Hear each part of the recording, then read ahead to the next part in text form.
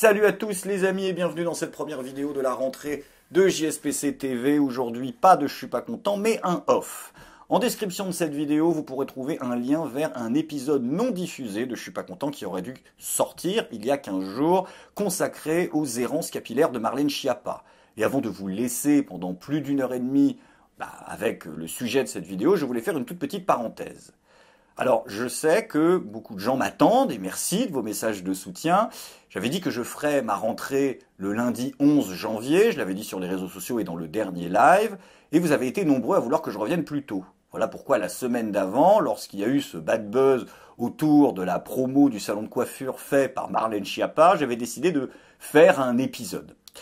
Et ensuite, j'ai été confronté à un double problème. Un premier problème qui était que je suis tombé assez malade, donc du coup j'ai dû repousser l'épisode de quelques jours, et puis surtout que pendant une semaine, il y a eu un bug sur ma chaîne YouTube et je n'ai pas pu mettre de vidéo en ligne. Comme vous le voyez, toute tentative d'upload, en fait, dès que la vidéo était arrivée à 100%, elle reprenait au début. Merci aux équipes de YouTube qui m'ont permis de régler ce problème, qui n'était qu'un problème technique, j'en suis rassuré. Et donc, du coup, cet épisode, je me suis retrouvé à dire, qu'est-ce que j'en fais? Parce qu'il est fait, voilà, bon, je me suis dit, ok, on va le mettre en description. Vous recevez pas de notification pour vous dire que, voilà, l'épisode est sorti, mais vous pouvez le voir. Et étant donné que là, pendant plus d'une heure et demie, on va parler sérieusement, puisque c'est le principe d'un off, pourquoi pas vous mettre ce petit bonus en description qui a certes 15 jours de retard sur l'actu. Sur ce, je vous emmerde pas plus, je vous laisse en compagnie de moi, du coup c'est un peu con ce que je dis. Et je vous dis non pas à demain, mais à dans 48 heures pour la sortie d'un nouvel épisode de JSPC qui est déjà monté à plus de 90%. Je vous laisse juste 48 heures de battement vu que c'est une vidéo longue, le temps de bien évidemment la voir. Et à propos de visionnage, je prierai ceux qui vont se lancer dans la douloureuse aventure de s'infliger 1h50 de votre serviteur, d'avoir la rigueur intellectuelle de regarder la vidéo jusqu'au bout et de ne pas me balancer des commentaires du type « J'ai arrêté à la 4e minute parce que on voit bien que le mec il est orienté ». Cette vidéo, j'ai pris du temps à la faire. Il y a eu plus d'une douzaine d'heures de rush. J'ai choisi ce qui me semblait essentiel, ce qui me semblait pertinent et surtout ce qui nous permettait, je l'espère, de réfléchir ensemble. Dernière précision essentielle avant de voir cette vidéo, celle-ci a été écrite et tournée entre le 7 et le 12 janvier. Ce sont encore une fois des vidéos extrêmement longues, il est donc possible qu'un certain nombre d'informations dites pendant cette vidéo soient aujourd'hui à nuancer. Mais je sais que vous êtes des individus intelligents, capables de faire des recherches, de vous documenter. Et je prierai tous ceux qui pourraient constater des évolutions dans les situations par rapport à ce que je dis au moment où je tourne, de se rappeler que ce genre de vidéo prend beaucoup de temps à faire. Ce n'est pas une équipe autour, on est effectivement maintenant, grâce à vous, quelques-uns, mais ce n'est pas TF1 derrière.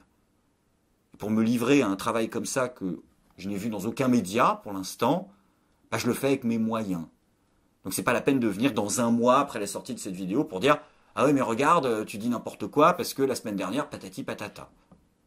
Je fais le maximum pour vérifier ce que je dis, y compris avant de mettre la vidéo en ligne, mais c'est un travail qui peut avoir ses failles, et surtout ses failles dans les conclusions et dans les raisonnements. C'est pour ça qu'il y a un espace commentaire, c'est pour qu'on en discute ensemble, je l'espère, dans le calme. Sur ce, je ne vous embête pas plus, et je vous souhaite un très bon épisode.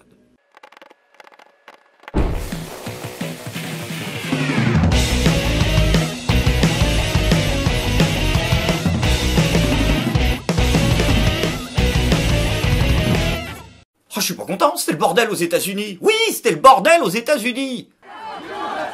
The images are astonishing.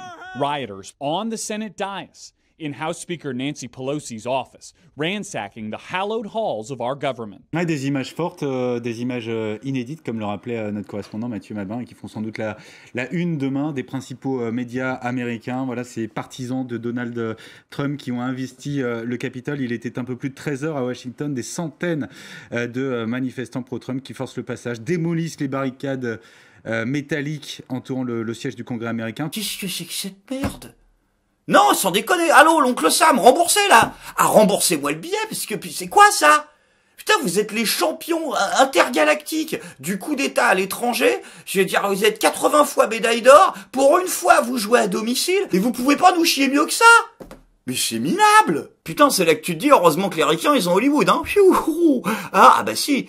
Ah bah heureusement qu'ils ont le cinéma pour les sauver, parce que dans leur film à la con, là, ils arrivent à repousser 3 invasions extraterrestres par semaine, à défoncer le cul de robots mutants de la planète Omega Prime, là. Ils foutent la branlée au Shintok et au Ruskov en 15 jours, mais par contre, IRL, ils se font défoncer le cul par le fils caché du dernier Village People et d'un putain de tauren. Bienvenue donc, les amis, dans le monde d'après, celui de 2021, où pendant 1h30, la première puissance de la planète a été dirigée par un mouflon. Vous vous en doutez, ces événements outre-Atlantique n'ont pas manqué de faire réagir notre classe politique, à commencer par notre président qui a immédiatement sauté du lit de Macao pour se fendre d'une intervention totalement déplacée et grotesque à 2h du matin. Quand, dans une des plus vieilles démocraties du monde, des partisans d'un président sortant remettent en cause par les armes les résultats légitimes d'une élection, c'est une idée universelle, celle d'un homme, une voix, qui est battue en brèche. Et aux côtés de tous les peuples qui entendent choisir leurs dirigeants, décider de leur destin et de leur vie, par ce choix libre et démocratique des élections. Et nous ne céderons rien à la violence de quelques-uns qui veulent remettre en cause cela. Non, c'est honteux, Emmanuel. C'est littéralement honteux. Non, parce que franchement, sois honnête avec moi, 2 minutes. Imagine par exemple, genre, je sais pas, décembre 2018. Tu sais, quand les gilets jaunes là, ils sont genre à 2 km de ta baraque et que t'as déjà un cul au chaud dans l'hélico là. Voilà, quand tu flippes vraiment là.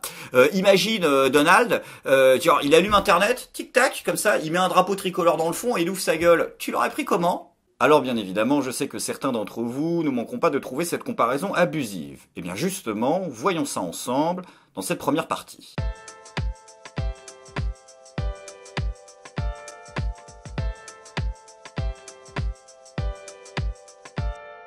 Il n'a pas fallu attendre longtemps avant que, dans notre beau pays où tout est politique, de nombreux manifestants et manifestantes, points inclusifs, se mettent à comparer le mouvement des Gilets jaunes avec les insurgés du Capitole. Et il faut dire que ces derniers ont réussi l'exploit de mettre d'accord une grande partie de ceux qui, il y a encore un an, s'écharpaient en France. Car en effet, des deux côtés de l'échiquier politique, nombreux ont été ceux qui ont comparé ces deux mouvements en se mettant d'accord sur le fait qu'ils seraient strictement similaires. Pour certains gilets jaunes, on a pu y voir, peut-être la volonté de voir perdurer un mouvement que les violences policières, la lassitude du temps et un pangolin ont finalement fini par étouffer, avec peut-être un clin d'œil à l'histoire. Ces États-Unis qui firent leur révolution quelque temps avant la nôtre, c'est peut-être une réponse du berger à la bergère, car cette fois-ci, si c'était les Gilets jaunes qui avaient été les précurseurs intellectuels d'un grand mouvement de révolte aux États-Unis. Et du côté de la République en marche, on a là aussi comparé les deux mouvements avec des intentions bien moins bienveillantes, vous vous en doutez, la palme d'or de la connerie étant à remettre à ces milliers de responsables et de militants LREM qui se sont amusés, au point d'ailleurs de pousser cela dans les tendances, à comparer les actes de vandalisme à l'Arc de Triomphe et les émeutes au Capitole. Comme si on pouvait comparer l'occupation illégale du lieu d'exercice du pouvoir législatif de la première puissance de la planète avec le vandalisme du 8e lieu touristique préféré des quelques rares japonais qui fantasment encore de venir se faire racketter tous les ans à Paris. Alors est-ce qu'on peut comparer ces deux mouvements? Est-ce que cette comparaison tient la route? On va voir ça ensemble. Alors c'est vrai que d'un côté, il y a énormément de points communs entre ces deux mouvements.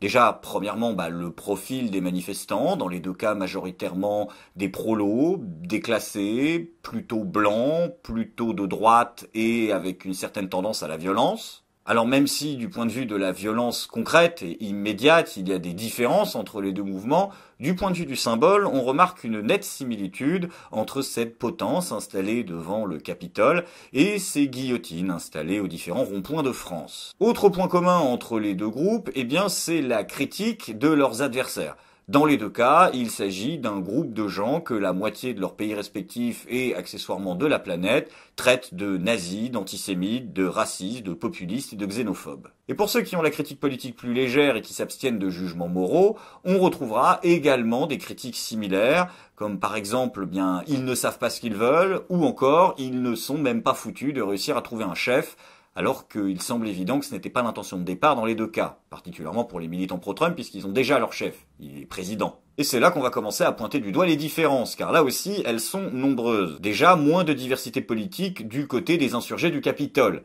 Alors attention, il y a de vraies différences de fond idéologiques dans les républicains américains, beaucoup plus que dans la droite française, et on reviendra sur ça tout à l'heure, mais grosso modo, moins d'éclectisme transpartisan que ce qui était le cas chez les Gilets jaunes, en tout cas au début. Deuxième différence qui, par contre, elle, semble être la plus importante. Du côté, des Gilets jaunes, ils ont marché contre leur président, alors que du côté des émeutiers du Capitole, ils ont marché à l'appel de leur président. Je me permettrai néanmoins de relativiser cette deuxième différence, qui ne me semble pas si importante que ça. Beaucoup en ont tiré la conclusion qu'un mouvement qui suivrait les ordres de son président ne pourrait pas, par définition, être anti-système. Non, c'est juste une méconnaissance du fonctionnement de la société américaine. Dans la société américaine, l'analyse de classe est complètement inexistante. Et alors qu'en France, on a une tendance naturelle à associer toute personne riche exerçant le pouvoir à la corruption ou justement au système ou à l'oligarchie, aux États-Unis, ça n'est absolument pas le cas. C'est un pays où demeure, même parmi les classes populaires, extrêmement vivace le mythe de la réussite individuelle. Et on en arrive à ce paradoxe sidérant où, pour une grande partie de la population américaine, le parangon absolu de la lutte contre le système est un président en exercice, multimillionnaire, dont l'arrivisme n'est absolument plus à démontrer. En réalité, les défenseurs d'une similitude entre ces deux mouvements, comme les défenseurs d'une grande différence entre ces deux mouvements, ont tous les deux raison. Ils sont malheureusement pris au piège, volontaire ou involontaire, de la médiocrité de notre débat public et médiatique. En réalité, les deux mouvements sont selon moi similaires, et c'est dans ce qu'ils ont de similaire qu'ils sont différents. Tous les mouvements sociaux, toutes les manifestations, toutes les insurrections, et les insurgés du Capitole et les manifestants des Gilets jaunes n'échappent pas à la règle, s'inscrivent dans une socioculture, c'est-à-dire dans un narratif lié au roman national du pays concerné. Dans les deux cas, les gens qui ont manifesté, les gens qui se sont insurgés, souhaitaient la restauration, c'est pour ça qu'on les qualifie en règle générale de réactionnaires ou de conservateurs, d'un certain nombre d'éléments qui sont centraux dans leurs récits nationaux respectifs. Et c'est justement dans cette similitude qu'ils se diffèrent, puisque ces deux récits nationaux, français et états-uniens, sont fondamentalement différents, voire totalement opposés. Les Gilets jaunes, en bon français, cocorico, manifestaient pour des raisons essentiellement sociopolitiques. C'est-à-dire qu'ils souhaitaient, une augmentation concrète de leur niveau de vie, de leur pouvoir d'achat, appelez ça comme vous voulez, par une intervention directe de l'État et des dirigeants, et ils réclamaient également davantage de justice sociale et politique. En gros, comme dans beaucoup de mouvements sociaux en France, c'était un mouvement avec des revendications que l'on pourrait plutôt classer à gauche. Alors que du côté des États-Unis, c'est l'exact inverse. Beaucoup des gens qui ont manifesté là, des plus pacifistes aux plus violents, manifestaient avec la peur au ventre de voir leur pays basculer à gauche. C'est-à-dire abandonner ce qui est fondamental dans le récit national états-unien, le mythe ou la vérité, ça dépendra du point de vue de chacun, de la réussite individuelle que les démocrates souhaitent visiblement vouloir sacrifier au nom de l'égalitarisme. Je dis visiblement parce que pour l'instant, à part des promesses de campagne, on n'a rien de concret de la part de Joe Biden. C'est ce qui explique d'ailleurs dans ces manifestations une très importante présence du drapeau de Gadsden, qui est le symbole des libertariens libéraux aux États-Unis. Mais la plupart des médias français n'en ont bien évidemment pas parlé, préférant nous rappeler ad nauseam la présence de drapeaux confédérés, mention spéciale d'ailleurs aux articles de débunkage de Libération qui nous ont expliqué que le drapeau confédéré était le symbole des militants du Ku Klux Klan. Non, je garde mon calme, mais il faut quand même reconnaître que quand il s'agit de porter des jugements hâtifs sur les cultures ou la culture des autres, alors qu'on n'y connaît absolument que dalle, cette spécificité bien française est autant présente à gauche qu'à droite de l'échiquier politique. En gros, pour faire simple, quand on manifeste en France et aux États-Unis, c'est peut-être le même peuple qui manifeste, mais pas pour les mêmes raisons. Quand on manifeste en France, c'est pour la justice collective. Quand on manifeste aux États-Unis, c'est pour la liberté individuelle. Mais si ces mouvements peuvent sembler dans leurs revendications respectives opposées, il y a tout de même un point commun central qui les rallie. une revendication centrale, un constat qu'ils font chacun et qui les réunit. C'est l'absence de démocratie dans nos sociétés occidentales. En effet, dans les deux cas, nous avons en face de nous des gens qui pensent, à raison ou à tort, que l'exercice du pouvoir politique, dans nos pays occidentaux, n'a plus grand-chose de démocratique. Chez les Gilets jaunes, cela se manifestait par le rejet de cette fameuse société de la démocratie participative, théorisée par Emmanuel Macron et qui, je le rappelle, ne veut strictement rien dire. C'est encore de la novlangue. Démocratie participative.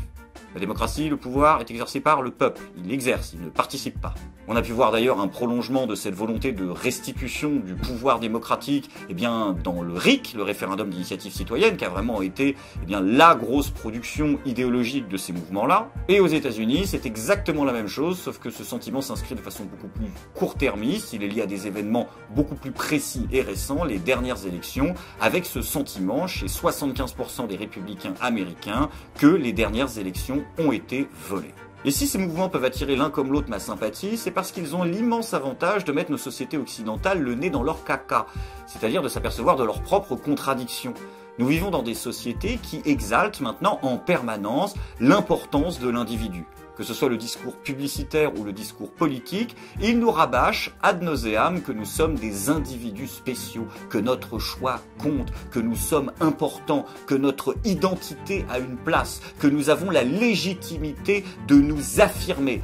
Mais par contre, estime ensuite que une fois qu'on a fini d'acheter notre voiture Renault ou notre PC Microsoft qui va nous permettre de nous sentir des individus qui s'expriment dans leur entièreté, on nous explique que par contre ça s'arrête au portail de l'exercice du pouvoir démocratique. C'est toute l'hypocrisie de nos sociétés qui nous rabâchent en permanence que nous sommes des individus particuliers dont la voix compte, que nous sommes importants, mais que paradoxalement notre pouvoir de décision se limite, particulièrement aux États-Unis, à foutre un bulletin dans une urne tous les 4 ou les 5 ans. Pour faire simple, nos sociétés occidentales ont exalté l'individu roi, mais refusent de le couronner.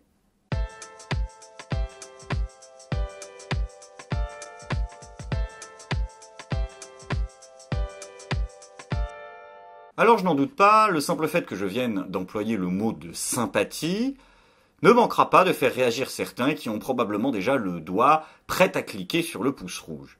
Calmez-vous 2 minutes. Enfin, faites ce que vous voulez, je vous emmerde en fait. Tous ces adeptes de la dualité politique permanente, nouveau mal du siècle, dans lequel il n'existe aucune zone de grise, le gris étant toujours la couleur de l'adversaire qui se dissimule, on est soit pour, on est soit contre, et on ne peut jamais avoir de jugement modéré, les gauleiters de la pensée contemporaine que sont nos amis zététiciens, n'étant en général pas loin pour nous parler de sophisme du juste milieu. Alors soyons nec ambagibus, comme disait ma prof de latin, je ne condamne pas et je n'excuse pas.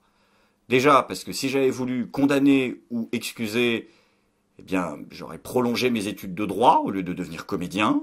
Et deuxièmement, parce que je n'ai absolument aucune idée, et vous non plus, de qui je condamne ou de qui j'excuse. Donc tous ceux qui attendraient de moi le même excès de certitude que notre leader suprême qui affirmait dans son discours pitoyable à 2h du mat « Ces manifestants ne sont pas l'Amérique », vous pouvez toujours courir. Ce que je constate, c'est qu'il y a un autre point commun entre les manifestants gilets jaunes et les insurgés du Capitole. C'est que le traitement, le narratif politique et médiatique mis en place par ceux qui souhaitaient s'attaquer à tort ou à raison à ces deux mouvements est strictement similaire.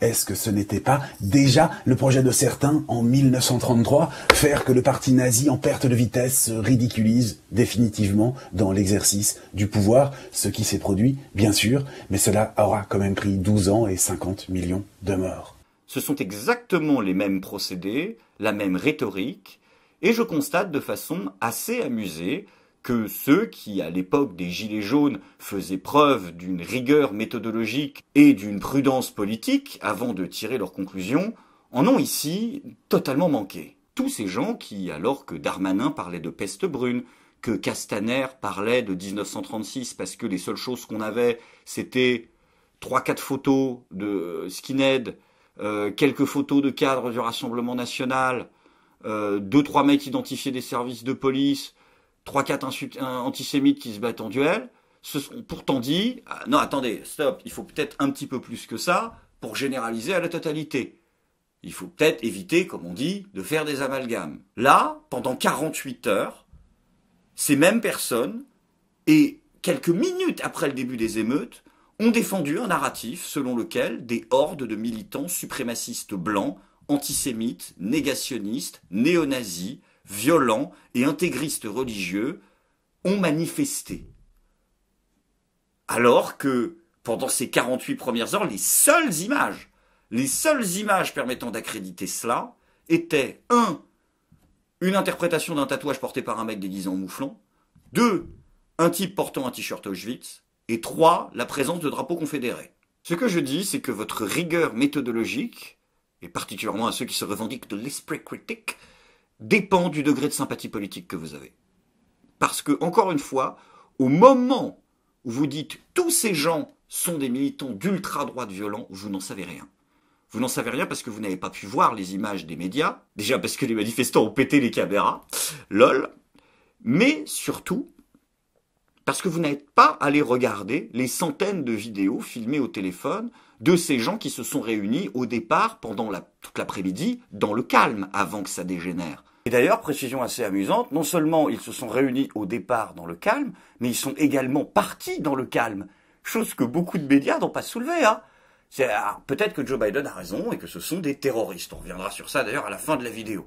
Hein, mais quand même des terroristes, vous avez vu, quand ils se barrent, ils franchissent même pas les petites barrières de sécurité sur les côtés. Non, en ligne droite, bah on est des terroristes, mais on est des terroristes polis. On va pas saloper la moquette avec nos godasses quand même. Il me semble pas d'ailleurs avoir vu beaucoup de manifestations de gilets jaunes où on a eu une violence. 5 morts, c'est-à-dire la moitié du bilan des gilets jaunes en l'espace de 2 heures, tu vois, de 1 an de gilets jaunes, où les mecs, après, ils se barrent tranquillement en ligne droite. C'est quand même dingue, et c'est dingue, mais c'est explicable pour une raison que vous omettez, c'est que la violence collective, la violence de meute, l'insurrection en règle générale n'est pas simplement l'addition des violences individuelles. C'est la création d'une troisième violence. D'une violence extérieure qui provient en règle générale de la confrontation de 2 autres violences. Chose que vous niez volontairement ou involontairement. Bien sûr, ce que je dis n'est absolument pas pour dédouaner les manifestants. Je ne les dédouane pas. Je ne les condamne pas parce que je ne sais pas qui est ces manifestants. Je ne sais pas qui ils sont. Moi, ce que je constate, c'est que, regardez, tapez sur Google combien de manifestants au Capitole. Vous trouverez rien. Vous trouverez que dalle. Personne ne vous dira, dans les médias français, combien de gens étaient là. Tu regardes les images, tu vois que ce sont des milliers de personnes. Par contre, après, on te dit, des centaines de personnes sont rentrées dans le Capitole. Déjà, il y a un problème, là. Il n'y a pas le même nombre de gens qui sont rentrés que le même nombre de gens qui sont venus au départ. Mais pourtant, non, bien sûr que non, tous les bien-pensants vont aller nous expliquer que ce sont les manifestants, les pro-Trump, tous ceux qui étaient là, que c'était une manifestation de suprémacistes violents, de négationnistes, parce qu'on trouve encore une fois un t-shirt, un mec, et c'est vrai après beaucoup de violence. Encore une fois, je ne fais que critiquer les donneurs de leçons qui sont les premiers à combattre les généralités, mais qui là, nagent dedans. Votre niveau d'amalgamisme ferait même pleurer BFM TV. Ah non, vraiment, regardons un article de BFM TV, par exemple, qui couvre cela. Intrusion dans le Capitole, qui sont les émeutiers? Je vais enfin pouvoir avoir des réponses à mes questions. Alors, qu'est-ce qu'on a? La mouvance conspirationniste Canon. Donc, putain, je connais une marque qui en ce moment est en train de se taper un placement produit gratuit depuis 6 mois, mais d'une force. Voilà, alors je vous passe parce qu'à chaque fois c'est très long, ils développent, donc voilà. Les ultra-droites, des Proud Boys, voilà, des figures nationalistes et des figures de l'extrême droite. Voilà, des nazis, voilà, également, on a ça. Des suprémacistes blancs, également, on a ça. Les militants pro-armes, qui étaient également là. Et il faut attendre la toute fin de l'article pour que l'on te dise des profils moins extrêmes. Quelques lignes, voilà, pour te dire quand même qu'il y avait des gens qui n'étaient pas là pour foutre le bordel, qui ne sont pas rentrés dans le Capitole. Combien? Ben combien? Parce que vous ne donnez pas d'échelle, de chiffres, de gens, de nombres, on ne sait pas, en fait. Alors du coup, on se dit, ils vont te dire à peu près, non, ils te donnent un exemple, un seul mec. Ah putain, c'est légèrement disproportionné. Donc tes profils moins extrêmes, vous donnez qu'un seul exemple, ça se résume à quelques lignes très rapides à la fin de l'article, et ils sont même obligés de concéder à la fin de l'article, eh bien que la majorité des gens qui étaient là n'ont pas pris part à l'intrusion dans le Capitole, qu'ils sont restés à l'extérieur. Pourquoi je suis obligé de faire 2 heures de recherche et de tomber sur la 8e page de la rubrique internationale du site de BFM TV pour avoir accès à cette information. Pourquoi ? Pourquoi cette information n'est pas dite, par exemple, quand vous êtes à la télé et que vous prenez l'antenne ? C'est une technique classique de nombreux médias. Il y a le narratif de façade, celui de la télévision, parce que personne ne va sur le site de presse écrite, déjà en règle générale, et là particulièrement de BFM TV. Mais c'est une technique classique, c'est-à-dire il y a un narratif vomi ad nauseam sur lequel on reviendra plus tard dans la vidéo, qui est donné en façade, qui sert à alimenter tous les comptes de Twitter. Et puis derrière, histoire de s'assurer que on peut pas être pris à défaut d'objectivité journalistique, sur la 8e page d'une des sous-rubriques du site, tu vas trouver dans les dernières lignes de l'article une mention que la majorité des gens n'ont pas pris part à ces manifestations. Voilà. Et puis bien évidemment, c'est aussi dû au fait qu'encore une fois, les médias ne sont pas un organisme monocellulaire, et qu'il y a des journalistes intègres qui essayent de faire à peu près correctement leur travail, ou au moins d'être factuel, quitte à être disproportionné dans la place qu'ils donnent à chaque information. Je me permets de faire une petite aparté pour donner ce qui est un avis personnel et qui n'est fondé que sur ma croyance, on va dire. Je crois sincèrement qu'il y a aussi un formidable esprit revanchard chez une partie de la fausse gauche française. Tous ces gens, vous savez, qui, dès les premiers jours des Gilets jaunes, se sont foutus de leur gueule, les ont traités de nazis, les ont traités de fachos, les ont traités de faf, les ont traités de complotistes, les ont traités de racistes. Tous ces mecs qui ont fait les malins avant ensuite d'effacer leur live sur Twitch ou leur post sur Twitter quand ils se sont aperçus que le vent tournait et qu'ils allaient à contresens de l'histoire. Tous ces gauchistes qui se sont fait littéralement cramer, parce qu'on ne vous a pas oublié, mais je ne donnerai pas de nom, qui se sont pris pour des grandes vigies garantes de la démocratie et de la sécurité de tous ces gens qui se donnaient l'occasion de briller comme des grandes figures de proue luttant contre le fascisme, et qui, avec leur courage d'éternels pétainistes, ont dû finalement faire marche arrière pour pas se retrouver comme des cons et perdre en général une grande partie de leur audience, tous ces mecs-là qui n'ont pris aucun risque, voit ici l'occasion, enfin, de cracher sur des hordes de prolos, des hordes de déclassés, des hordes de pauvres, parce que là, enfin, heureusement, ça se passe à 6000 km, et en plus de ça, il y a un mec qui portait un t-shirt Auschwitz. Donc encore une fois, les gens à qui j'en veux, ce sont les gens qui se revendiquent de l'objectivité, qui se revendiquent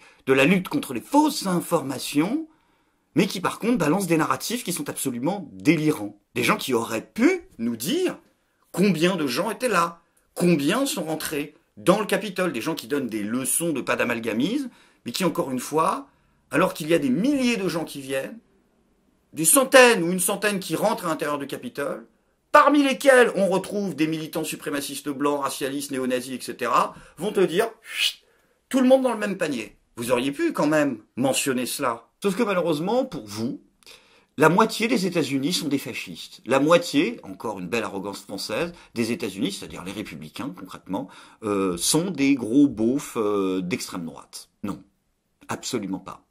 Et vous savez pourquoi ? Parce que quand vous êtes dans un pays où au final vous n'avez que deux partis, vous retrouverez dans ces deux partis des diversités d'opinions politiques bien plus importantes que dans un pays comme la France, où vous avez 18 partis qui se présentent à chaque élection et où chacun peut spécifiquement avoir le parti dans lequel son petit précaré intellectuel est majoritairement représenté par les idées du parti. C'est normal, c'est logique. Vous auriez la même diversité d'opinions politiques en France si les Républicains, les souverainistes, le MoDem, le Rassemblement National et Delesquin formaient un seul et unique parti politique. Vous auriez tous ces gens-là, et vous les avez aux États-Unis parmi les républicains comme parmi les démocrates. Le seul élément, en fait, le seul élément qui vous permette de facto de faire cet amalgame et cette généralisation, c'est le seul et unique point commun que tous les gens qui étaient là partageaient. Tous pensaient, comme 75% des républicains américains, que ces élections ont été volées et que ces élections ont été truquées. Et vu que vous hurlez, c'est le seul truc que vous dites sur les réseaux sociaux, au complotisme, que vous répétez cette doxa débile, cela vous donne une justification morale pour tous les amalgamer. Il y a eu plus de 700 cas de fraude qui ont été révélés par les réseaux trumpistes. Beaucoup d'entre eux étaient des fake news. Certains d'entre eux étaient avérés. Sur ces 700 cas, les médias de débunkage français en ont traité 6 dans leur totalité. Je dis ça parce qu'on avait fait un live très long là-dessus, d'ailleurs on le rediffusera prochainement dans un best-of live. Vous ne savez rien, vous n'avez pas étudié la question. Vous avez juste répété bêtement ce que vous avez entendu et saisir là l'occasion de vous comporter comme des anthropophages dignes d'un bouquin de Proust. Vous vous êtes rués en meute, vous vous ruez en meute, mais ce n'est pas étonnant tant ce à quoi nous assistons est un gigantesque jeu de ping-pong mimétique et ce depuis quelques mois aux États-Unis. Bref, pour répondre à la question initiale de cette deuxième partie, est-ce que je condamne ou est-ce que, j'excuse, maintenant qu'on a un peu plus fait le tour de la question, je répondrai simplement. Lorsqu'un militant négationniste rentre à l'intérieur du Capitole, je le condamne. Moralement. Pourquoi? Parce que, spoiler alerte, je suis comme tout le monde, j'ai une grille de lecture morale des choses. Et nous avons tous une grille de lecture qui fait place plus ou moins importante à la morale. Je condamne ce militant parce qu'il est un militant suprémaciste blanc et négationniste. Pas parce qu'il est un militant suprémaciste blanc et négationniste qui casse une vitre. Quand des individus appartenant à des groupuscules paramilitaires proches du Ku Klux Klan foutent le bordel au Capitole, je les condamne moralement parce qu'ils sont des suprémacistes blancs engagés dans une milice qui prône la suprématie raciale et non pas parce qu'ils sont des suprémacistes blancs engagés dans une milice qui prône la supériorité raciale qui casse une vitre. Voilà. Certains m'opposeront le contre-argument de la violence en disant tu caricatures en disant qu'ils ont cassé une vitre, alors que, il faut toujours lutter contre la violence, il faut toujours s'opposer à la violence. J'en peux plus. Je n'en peux plus de ces individus qui vont systématiquement prendre les autres dans ce piège de l'appel à l'émotion, qui est que si tu tentes d'expliquer la violence, si tu ne condamnes pas chaque mec qui se casse un ongle, tu es un ignoble nazi complice, je n'en peux plus de ces gens-là. Et je n'en peux plus de ces gens-là parce que ce sont des hypocrites. Tous ces gens qui ont fermé les yeux ou même défendu les jours de violence, souvent au moins aussi radicaux, des manifestations de Black Lives Matter, qui n'ont rien dit, ou qui ont appuyé lorsque des gens voyaient leur commerce brûler, leurs maisons vandalisées, qu'ils se faisaient passer à tabac, humiliés publiquement, et que certains d'entre eux perdaient la vie. Tous ces gens-là qui nous expliquent par contre maintenant que il faut faire une omelette sans casser les œufs. Arrêtez 2 secondes de jouer les voltairiens du dimanche. Tous ces abrutis sur les plateaux de télévision et sur les réseaux sociaux qui sont allés nous expliquer que oui, moi, je suis un vrai voltairien. Je pense que même l'extrême droite et la haine ont le droit de manifester. Tout le monde, monsieur, tout le monde, même si je ne partage pas vos idées. Par contre, pas de violence. Jamais. Arrêtez de faire les faux culs. Vous ne condamnez pas la violence. Vous condamnez la violence lorsqu'elle émane de gens qui ne pensent pas comme vous. Vous condamnez la violence lorsqu'elle provient de gens dont les causes ne reflètent pas votre pensée profonde. Spoiler alerte, là aussi, nous sommes tous pareils. Je prierai donc les hypocrites de service d'arrêter de se ranger derrière le masque de l'objectivité et d'assumer ce qu'ils sont, ce que nous sommes tous. Et pour les plus courageux dans l'autocritique, je les renverrai également à cet excellent livre sur l'hypocrisie du rapport à la violence que nous avons déjà abordé en live, écrit, je le rappelle, par un militant antifa notoire. Alors étant donné que mes opposants politiques ne manqueront pas, une fois de plus, j'en suis persuadé, de me faire dire ce que je n'ai pas dit, je vais m'exprimer sur cette question de façon claire et définitive pour la dernière fois. Les violences qui ont eu lieu au Capitole, ou qui ont pu avoir lieu parfois en France, sont inacceptables dans une démocratie. Le problème de cette phrase, c'est que nous ne sommes pas en démocratie, que ce soit aux États-Unis ou en France, et particulièrement en France d'ailleurs. Ceux qui trouveront cette affirmation délirante, je les prierai de prendre leur mal en patience puisqu'un best-of live sur la question de la démocratie dans nos sociétés sera rediffusé, je l'espère, la semaine prochaine.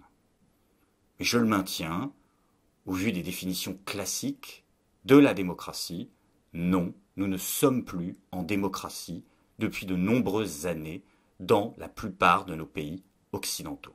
Ce que je refuse, ce n'est pas de condamner c'est de condamner sur commande. C'est-à-dire de m'inscrire dans un narratif de la dualité, dans lequel il y aurait d'un côté les terroristes et de l'autre côté la démocratie, dans lequel il y aurait d'un côté le chaos et de l'autre côté il y aurait la paix. Ce que je refuse, ce n'est pas de dire que ces gens ont été dangereux, violents ou que leur comportement n'est pas moralement condamnable. Ce que je refuse, c'est de dire qu'ils seraient un danger pour la démocratie, puisque démocratie il n'y a plus. Ce que je refuse, c'est de m'inscrire dans cette dualité de pensée, où toute zone de gris est écartée, et qui est pour moi le préquel intellectuel obligatoire à toute dérive fascisante, autoritariste et totalitaire. Et ce n'est pas parce que je refuse de m'inscrire dans cette dualité que je cautionne les actes des uns ou les actes des autres. Et de la même manière, concernant Donald Trump, oui, Donald Trump a une part de responsabilité immédiate et indiscutable dans ces débordements. Néanmoins, je refuse là aussi de m'inscrire dans un narratif de la dualité dans lequel il aurait la totalité de la responsabilité. Déjà parce que j'accorde à la liberté individuelle des uns et des autres une forte valeur, et surtout parce que ces gens qui ont commis ces actes ont tout autant été excités à l'instant T par les propos de leur chef qu'ils ont été excités en amont depuis des mois par ces millions de gens qui les ont méprisés, qui les ont insultés, qui les ont traités de complotistes, qui les ont traités de fous délirants, parce qu'ils pointaient juste du doigt cette impression, souvent preuve à l'appui, qu'il y avait eu un problème au niveau démocratique dans ces élections-là. Et je constate que tous ceux sans aucune exception, qui se sont hâtés à les juger, n'ont jamais, n'ont pour aucun d'entre eux, effectué un travail de débunkage visant à invalider leurs propos. Aucun. Et ce ne sont pas les quelques maigres tentatives, les quelques pathétiques gesticulations des habitués du débunkage, de Tristan Mendès France à Rudi Reichstadt, des décodeurs du monde à la Chick News de Libé, qui pourraient à mes yeux constituer le quart du 8e d'un début de travail autour de cette question-là. C'est une responsabilité de tous et toutes. Car cette colère qui a explosé n'était pas simplement le fruit, encore une fois, de l'addition des colères individuelles, mais de violences subies également par ces populations, de la part de millions de gens qui les ont, sans faire le moindre travail, accusés d'être des fous. Et à force d'accuser les gens d'être des fous, ils finissent par le devenir.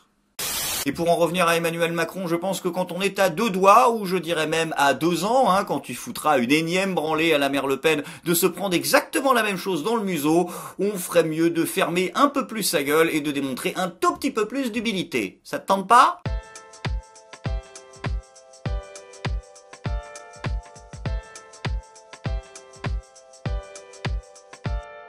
J'imagine que certains d'entre vous sont probablement déjà en train de rager à l'idée que votre serviteur ait pu se risquer à une comparaison entre le mouvement de Black Lives Matter et les émeutiers du Capitole. Soyez rassurés, il s'agissait ici de l'introduction nécessaire d'un sujet que nous ne pourrons malheureusement pas éviter et qui constituera la 3e partie de cette vidéo. Car vous vous en doutez, à l'échelle de la planète, ce n'est pas à nos gilets jaunes nationaux que la majorité des gens ont comparé le mouvement des émeutiers du Capitole, mais bel et bien à Black Lives Matter. Il n'a pas fallu attendre longtemps avant que se mette à ressurgir à la suite de ces événements sur les différents réseaux sociaux cette photo. Cette photo de la garde nationale protégeant en tenue anti-émeute et organisée militairement sur plusieurs rangées le Lincoln Memorial, le 2 juin dernier, lors d'une manifestation organisée à la suite de la mort de George Floyd, manifestation qui, je le rappelle, au départ, était totalement pacifique et totalement sans violence. Et cette différence apparente de traitement n'a pas manqué aux yeux des républicains et des démocrates qui se sont bien évidemment amusés à s'écharper les uns les autres, la première balle ayant été tirée par Joe Biden. Alors, soyons clairs tout de suite, il ne fait aucun doute quand on voit la façon dont les républicains ont su apporter une réponse organisée, que les éléments de langage, que ce soit dans le camp démocrate ou dans le camp républicain, étaient de toute façon déjà préparés depuis très longtemps, et que, comme l'aurait dit René Girard, personne dans ce genre d'affaires ne commence vraiment.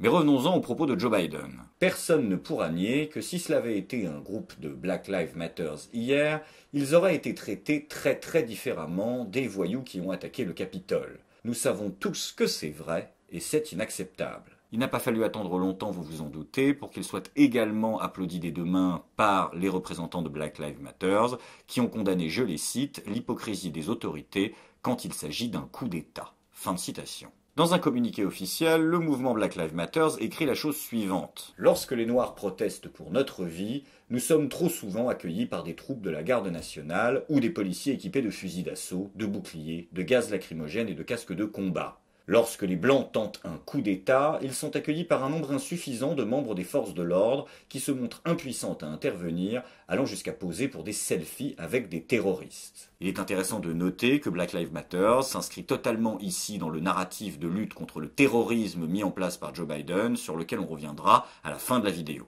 Continuons. Ne vous y trompez pas, si les manifestants étaient noirs, nous aurions été gazés, lacrymogènes, battus et peut-être fusillés. Eh ben, ils y vont pas avec le dos de la main morte, hein, particulièrement Joe Biden qui nous dit « personne ne pourra nier » ou « nous savons tous ».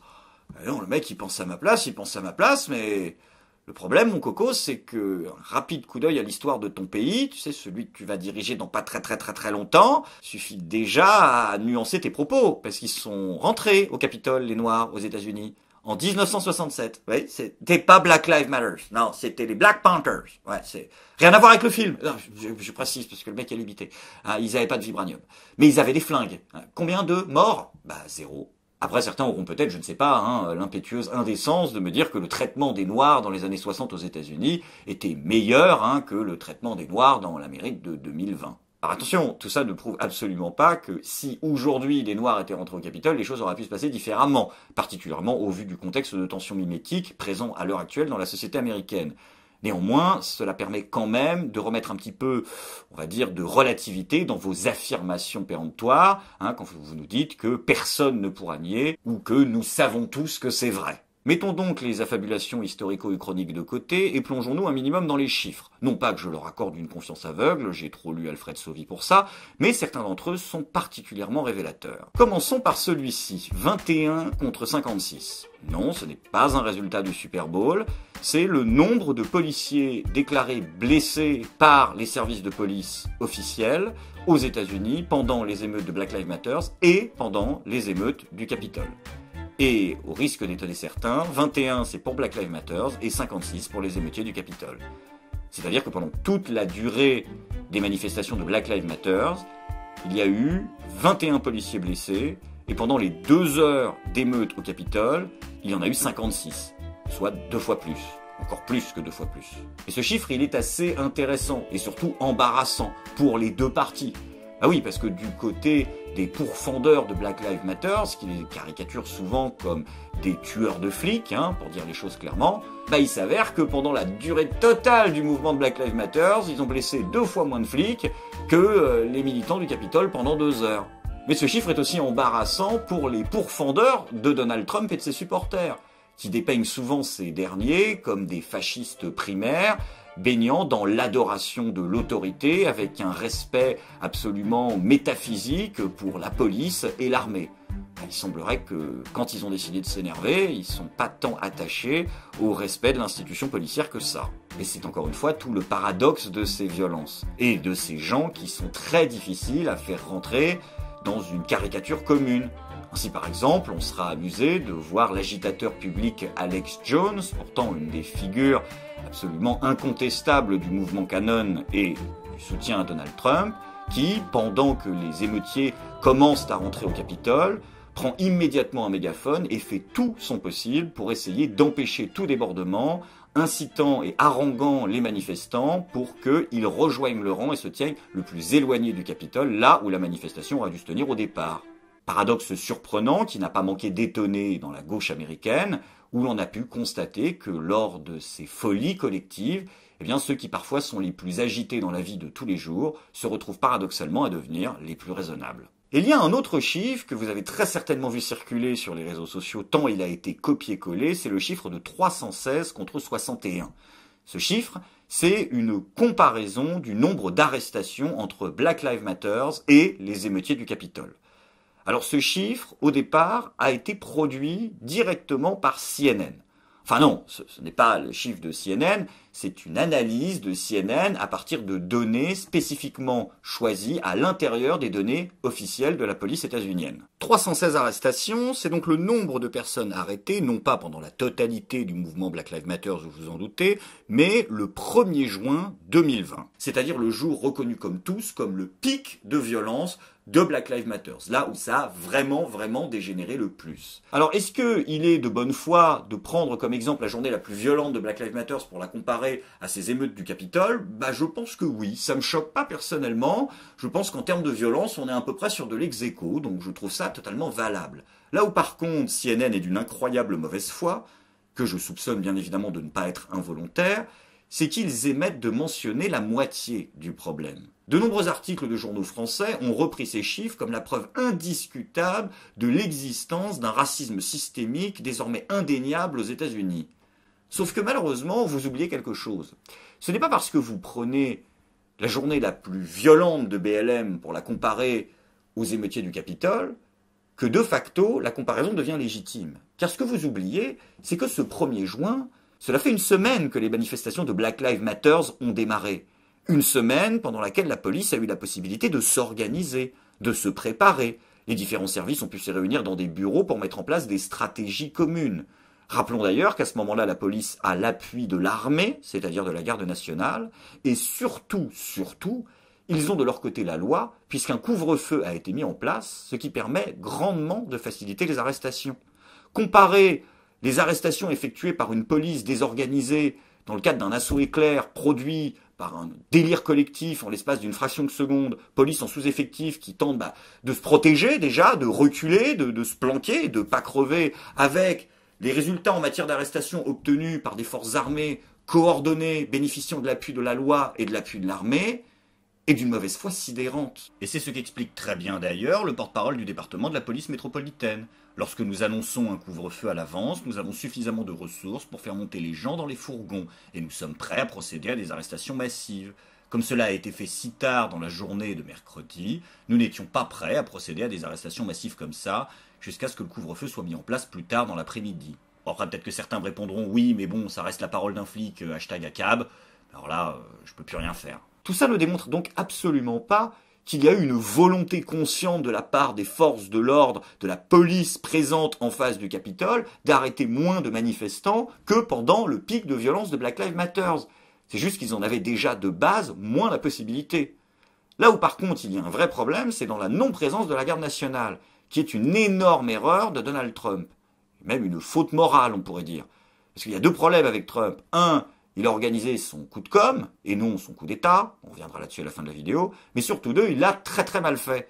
Parce que normalement, on essaie de faire en sorte que les bâtiments soient protégés, ne serait-ce que pour la sécurité des gens, pour éviter ensuite de passer pour un con. Donc encore une fois, ce chiffre de 316 contre 61 ne prouve absolument pas qu'il existerait un racisme systémique à l'échelle globale au niveau de l'État fédéral américain. Ça ne veut pas dire qu'il n'existe pas, ça veut dire que ce n'est pas une preuve qu'il existe. Ces chiffres-là ne prouvent pas qu'il y a un 2 poids 2 mesures à l'échelle de l'État. Ils prouvent qu'il y a un 2 poids 2 mesures à l'échelle de Donald Trump. Car c'est effectivement lui et lui seul qui prend la décision de déployer la garde nationale. Chose que là, il aurait dû faire et n'a pas fait. Il y a une troisième donnée qui a été la donnée la plus répétée, la plus répandue, et qui est là, encore une fois, selon les médias de désintox français, la véritable preuve que personne absolument ne pourrait nier du racisme systémique aux États-Unis. Ce sont les chefs d'accusation retenus contre les émeutiers du Capitole, qui sont infiniment plus risibles, c'est le terme, que ceux retenus contre les militants de Black Lives Matter.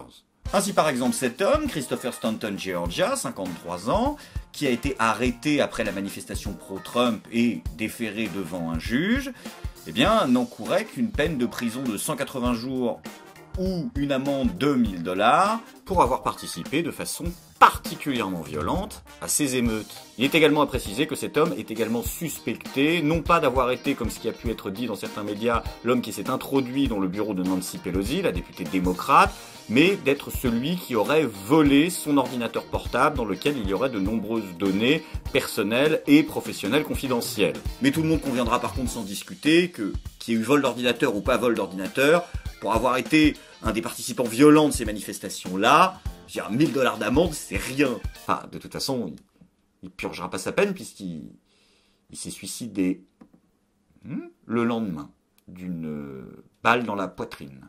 Non, commencez pas à faire chier, il y a des gens qui veulent pas se tirer une balle dans la tête, ils préfèrent se la tirer d'une balle dans la poitrine par rapport aux autres. Ta gueule! J'essaye de la balancer sans perdre une dent, l'info, d'accord? C'est un suicide. Alors, trêve de galéjade, on reviendra là-dessus plus tard. Revenons-en un instant au chef d'accusation retenu. Cette information a été répétée en boucle. On l'a vu partout sur les réseaux sociaux et dans de très nombreux médias. Et cette info, c'est une info qui provient de CNN au départ. Le narratif de base a été construit par CNN. Sauf que malheureusement, ce que beaucoup de médias français qui se revendiquent pourtant de la vérification de l'information n'ont pas fait, c'est justement de vérifier l'information. Ils ont bêtement copié-collé ce que CNN avait dit. Sauf que malheureusement, c'est une gigantesque fake news. Bah oui, c'est une fake news qu'a dit CNN. Bande de cons que vous avez relayés. Ah, non pas que les chefs d'accusation ne soient pas moins graves pour les manifestants du Capitole que pour les manifestants de BLM.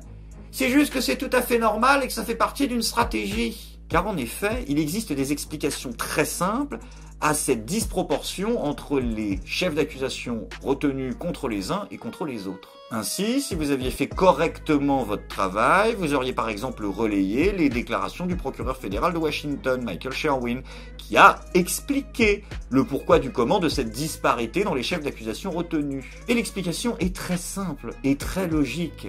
Si ce sont des chefs d'accusation aussi stupides que vandalisme ou port d'armes illégales qui ont été utilisés pour inculper les manifestants du Capitole, c'est tout simplement parce que cela fait partie d'une stratégie. Parce que ce sont les plus simples à constater. Car prouver qu'on a pété une vitre ou qu'on s'est barré avec un pupitre, c'est éminemment plus simple que de réussir à prouver qu'on a voulu se livrer un coup d'État. Ce que la nouvelle administration de Joe Biden prendra probablement des semaines, voire des mois à faire. Or, le but du procureur fédéral de Washington, c'est au contraire d'arrêter ces gens les plus vite possible, bande de couillons. S'ils ont retenu des faits extrêmement simples à constater et pas graves, c'est pour pouvoir arrêter les mecs et les foutre en GAV le plus vite possible. Si des chefs d'accusation aussi risibles ont été retenus, c'est au contraire car ils vont faire preuve d'un manque total de clémence vis-à-vis de ces gens-là. C'est qu'ils veulent les arrêter tout de suite. D'ailleurs, le département de la justice américaine a fait savoir que la disposition adoptée à l'encontre de Black Lives Matter cet été pour atteinte à la propriété fédérale sera reconnue à l'encontre des émeutiers du Capitole. C'est 10 ans de prison aux États-Unis, ça. Atteinte à la propriété fédérale. Là, on commence déjà à être sur des peines un petit peu moins légères, vous trouvez pas? Quant à Michael Sherwin, pour revenir à lui, il a déclaré très clairement qu'il avait l'intention de requalifier plus tard les chefs d'accusation, et il a déclaré, je le cite, « Nous envisageons de retenir des crimes majeurs comme la sédition et la conspiration. » C'était une stratégie, bande de cons. Une stratégie qui a été publiquement dite, d'ailleurs. Et petite précision essentielle, la sédition aux États-Unis, c'est 20 ans de prison ferme. Voilà. Voilà, ça commence à piquer. Et je rajouterai au passage que c'est pas très difficile à démontrer non plus la sédition aux États-Unis. Puisqu'en droit américain, c'est défini comme la volonté de perturber ou renverser le gouvernement. Oui, perturber. Ah, merde! Ma fin d'acouphène, sédition! Voilà. Tout ça pour dire que non seulement le département de la justice américain, le procureur fédéral de Washington et une grande partie, si ce n'est la totalité de la future administration américaine de Joe Biden, va les faire trinquer complètement. Le FBI l'a dit. Ils ont fait des messages sur les réseaux sociaux pour dire « Nous vous avons identifié », environ 10% d'entre eux. Nous savons qui vous êtes, nous savons où vous êtes et nous allons venir vous chercher. Ils leur ont fait une putain de Liam Neeson. Et c'est là justement, pour en revenir à notre suicidé de tout à l'heure, où de nombreux médias dits conspi ont fait une énorme erreur d'analyse. Les mecs accréditant que c'était pas un suicide, avançant avec parfois pas mal de certitude qu'il s'agissait d'un assassinat, en disant personne ne se suicide pour 1000 $ d'amende. Et oui, mais peut-être parce que justement le mec savait très très bien qu'il n'allait pas prendre 1000 $ d'amende. En conclusion, je dirais donc que la comparaison entre ces deux mouvements était inévitable. Encore une fois, de par le jeu de ping-pong mimétique qui se déroule en ce moment aux États-Unis. Est-ce que cette comparaison est légitime? Est-ce que cette comparaison est illégitime? J'aimerais qu'on arrête de se poser les questions comme ça. J'aimerais qu'on arrête d'être choqué. Moi, ce que je constate, c'est que cette comparaison, je l'espère, nous a permis ensemble d'aborder un certain nombre de points qui, j'espère, vous aideront à affirmer votre jugement et vous faire vous-même votre propre opinion.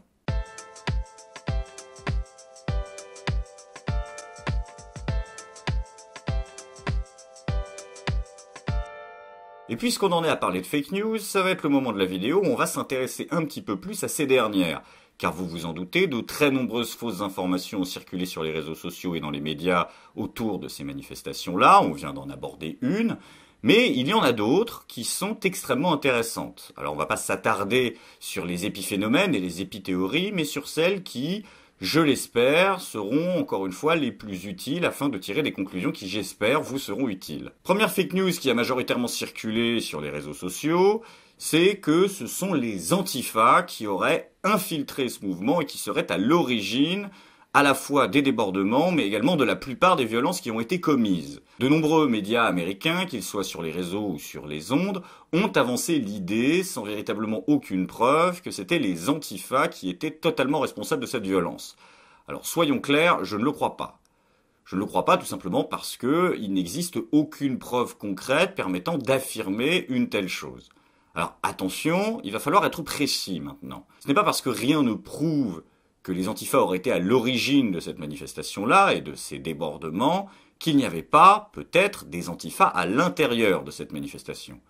D'ailleurs, il y a quelques heures, un militant connu sous le nom de John Sullivan aux États-Unis, identifié comme un militant d'extrême gauche radicale, a été spoté, comme on dit là-bas, et peut-être arrêté, ça dépend de quand vous regardez cette vidéo, pour avoir participé aux émeutes. John Sullivan ne se définit pas lui-même comme un antifa, soyons clairs, mais il se définit par contre comme un militant et un guerrier, je le cite, de l'équité raciale.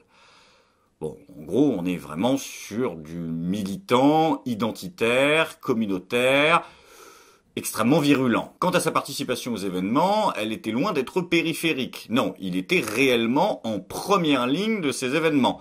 Vraiment en première ligne, car c'est lui qui a filmé avec son téléphone les images de la mort d'Ashley Babbitt, sur lesquelles on reviendra plus tard. Mais il était vraiment devant, quoi. C'est-à-dire qu'il était, on peut pas être plus devant. Si, on peut être plus devant, c'est Ashley Babbitt, elle a fait un pas de plus et elle est morte. Alors il justifie sa présence par, sa qualité de journaliste indépendant, le fait qu'il était sur place simplement pour filmer les événements. Malheureusement, des images le montrent en train de casser une vitre et d'ailleurs d'autres enregistrements le montrent en train de s'extasier des violences commises au Capitole. Il répète à plusieurs reprises « We did it » et également incite les autres manifestants à s'en prendre directement aux forces de l'ordre lorsqu'il répète par exemple « Fuck the blue, fuck the blue, fuck the blue ». Traduction « Baiser la police ». À l'heure actuelle, ce militant d'extrême gauche est le seul qui a été clairement identifié de façon indéniable. Enfin, il y en a, entre guillemets, une autre, c'est sa compagne, certes activiste moins radicale que lui, ou en tout cas moins exposée, mais voilà, on a déjà vu des photos de sa compagne, c'est une blonde, on l'a revu là à plusieurs reprises, lui parler avec une autre blonde avec qui il semble avoir des liens de familiarité, qui est avec lui pendant les manifestations, elle est masquée, non pas un masque anti-Covid, non, mais bon, il est très probable que ce soit elle, donc on va dire un militant et demi. Mais pourquoi je parle de fake news? Eh bien tout simplement parce que je vais être objectif dans mes critiques. Tout à l'heure, j'ai reproché aux anti-Trump primaires de s'être rués sur les réseaux sociaux quelques minutes après la fin des événements pour affirmer avec certitude que la totalité des manifestants du Capitole étaient des militants d'extrême droite néo-nazis. Alors qu'à ce moment-là, ils n'en avaient absolument aucune preuve. Eh bien là, c'est pareil. Parce qu'au moment où de nombreux médias républicains balance cette information-là, ils n'en savent rien non plus. Déjà parce qu'il n'a été ni identifié ni arrêté lui, et surtout parce que ce n'est pas la présence d'un seul Antifa, comme ce n'est pas la présence de 3 ou 4 nazis sur des photos, qui permettrait de généraliser que ce sont les antifas qui sont à l'origine des débordements. En général, les médias conservateurs et d'extrême droite sont assez bons pour spotter les antifas, pour réussir à les repérer dans les manifs. Et là, en 10 jours, ils arrivent à en identifier que un et demi. Je pense qu'il n'y en a pas des masses, en fait. Sinon, ils en auraient probablement identifié d'autres, en tout cas beaucoup plus d'autres. Et quand bien même on arriverait à spotter 4 ou 5 autres antifas qui auraient pris part à ces manifs, c'est pas parce qu'il y aurait 5 ou 6 personnes, peut-être même 10, allons-y, qu'ils arriveraient à influencer des centaines d'individus, qui étaient tous des manifestants pro-Trump à 99%, qui étaient tous des gens qui étaient passablement énervés et qui ont plutôt, je le crois, réagi aux déclarations de leur président et au contexte, plutôt qu'à la provocation de quelques individus isolés. Encore une fois, rien ne permet d'affirmer ce que certains médias républicains ont avancé comme une évidence. Et là où cette affaire est extrêmement intéressante, et c'est pour ça que j'ai décidé d'en parler, c'est qu'indépendamment du combien d'antifa il y avait, il y a surtout un point qui est essentiel, et qui est que nous sommes en face, non pas d'une fake news, mais d'une double fake news. Car si certains ont lancé des affirmations sans preuve, ceux qui se sont risqués à les débunker ont eux aussi sombré dans la désinformation la plus totale. Et il y a un point sur lequel j'aimerais vraiment m'arrêter, et dont j'aimerais vraiment qu'on parle ensemble, parce que là, il y en a vraiment marre. C'est quelque chose qu'on avait abordé en live. D'ailleurs, j'avais prévu de le rediffuser dans un best-of live consacré à Donald Trump, mais peut-être que je couperai ce passage du coup, puisque je préfère le dire là, je pense que c'est plus intéressant. Dans ce live, on avait parlé des cas de fraude qui s'étaient produits pendant les élections américaines, et on avait lu ensemble l'article du Décodex qui était paru à propos de ces suspicions de fraude. Dès que les premières suspicions de fraude à ces élections ont commencé à apparaître sur les réseaux sociaux, il y a eu un article du Décodex, suivi quelques heures après d'un article de la Check News de Libé, qui nous a expliqué que tout ça était faux et qu'il n'y avait absolument aucun cas de fraude dans ces élections. Et on avait vu ensemble que cet article était paru moins de 7 heures après le début des premières suspicions. Si je parle de ça, c'est parce que ici nous sommes confrontés exactement au même phénomène. Dès que les premières rumeurs de présence d'Antifa ont commencé à apparaître, une grande quantité d'articles de débunkage, qu'ils soient anglophones ou francophones, sont apparus en masse, en général à quelques minutes d'intervalle. Par exemple, l'article du Nouvel Obs, l'article de la Check News de France TV Info sont apparus à 7 minutes d'intervalle, pour nous dire que tout cela était une intox et qu'il n'y avait pas un seul militant Antifa dans ces manifs. Ces articles sont parus le jour même. Est-ce que vous vous rendez compte? Le jour même des émeutes, le soir même. Il y a un moment où là, il va falloir qu'on pousse tous un coup de gueule, parce que comme j'aurais dit dans un autre format, je suis pas content. C'est-à-dire que on a le procureur fédéral de Washington et le FBI qui disent qu'à l'heure actuelle, ils ont identifié à peu près 10% des manifestants et qu'il va leur falloir probablement des semaines, voire des mois, avant de tous les identifier.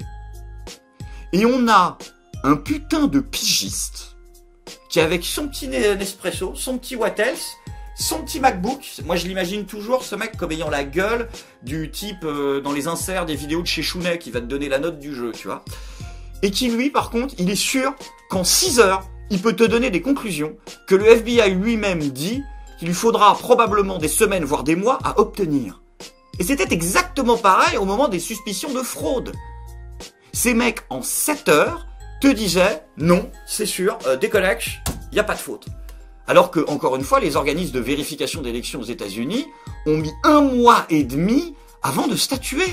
Ce que je veux dire, c'est que la temporalité avec laquelle ces articles de débunkage sont produits invalide de facto toute possibilité d'une étude un tant soit peu rigoureuse du point de vue de la méthode. C'est de la rumeur, c'est de la fake news. Ou alors les mecs sont des génies. Mais à ce moment-là, faut faire une Matt Damon, faut débouler au bureau du FBI et puis faut dire voilà, Will Hunting is in the place, engagez-moi. Mais à quel moment une personne ayant un QI supérieur à 50 peut accorder de la crédibilité à de tels articles? Vous avez le FBI qui dit « il nous faudra des mois de travail » et vous avez un connard de Célestin derrière son MacBook qui te dit « moi, il me faut 4 heures ». Mais qu'est-ce que ça veut dire que ces histoires? Et à une heure aujourd'hui où les gens sont de plus en plus emmerdés, les producteurs de contenu, pour ces histoires de fake news. Je rappelle que YouTube vient de changer ses conditions d'utilisation à la suite de ces événements pour déclarer que toute personne qui maintenant se livrerait à une fake news sur sa chaîne YouTube se ferait fermer immédiatement ou pourrait se faire fermer immédiatement son compte sans sommation et sans strike. D'un autre côté, on laisse des vidéos, des articles de gens comme ça qui font de la désinformation publique. Putain, mais je veux dire, ces gens-là, ce n'est pas possible qu'ils aient étudié le dossier. Ce n'est pas possible.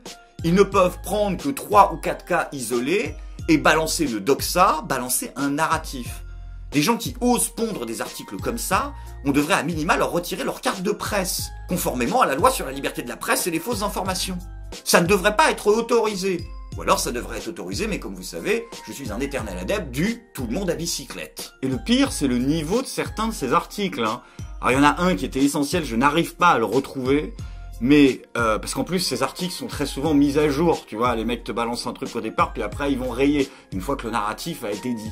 Mais il y avait un article, je m'en souviens, dans lequel le mec te disait, ou la nana, je sais plus, de toute façon, quand on regarde attentivement les images, hein, attention, 12 sur 10 à chaque oculaire, on voit bien qu'il ne s'agit pas de militants antifa, mais bel et bien de militants pro-Trump, car ils ont des t-shirts et des drapeaux pro-Trump, et non pas des t-shirts ou des drapeaux antifa.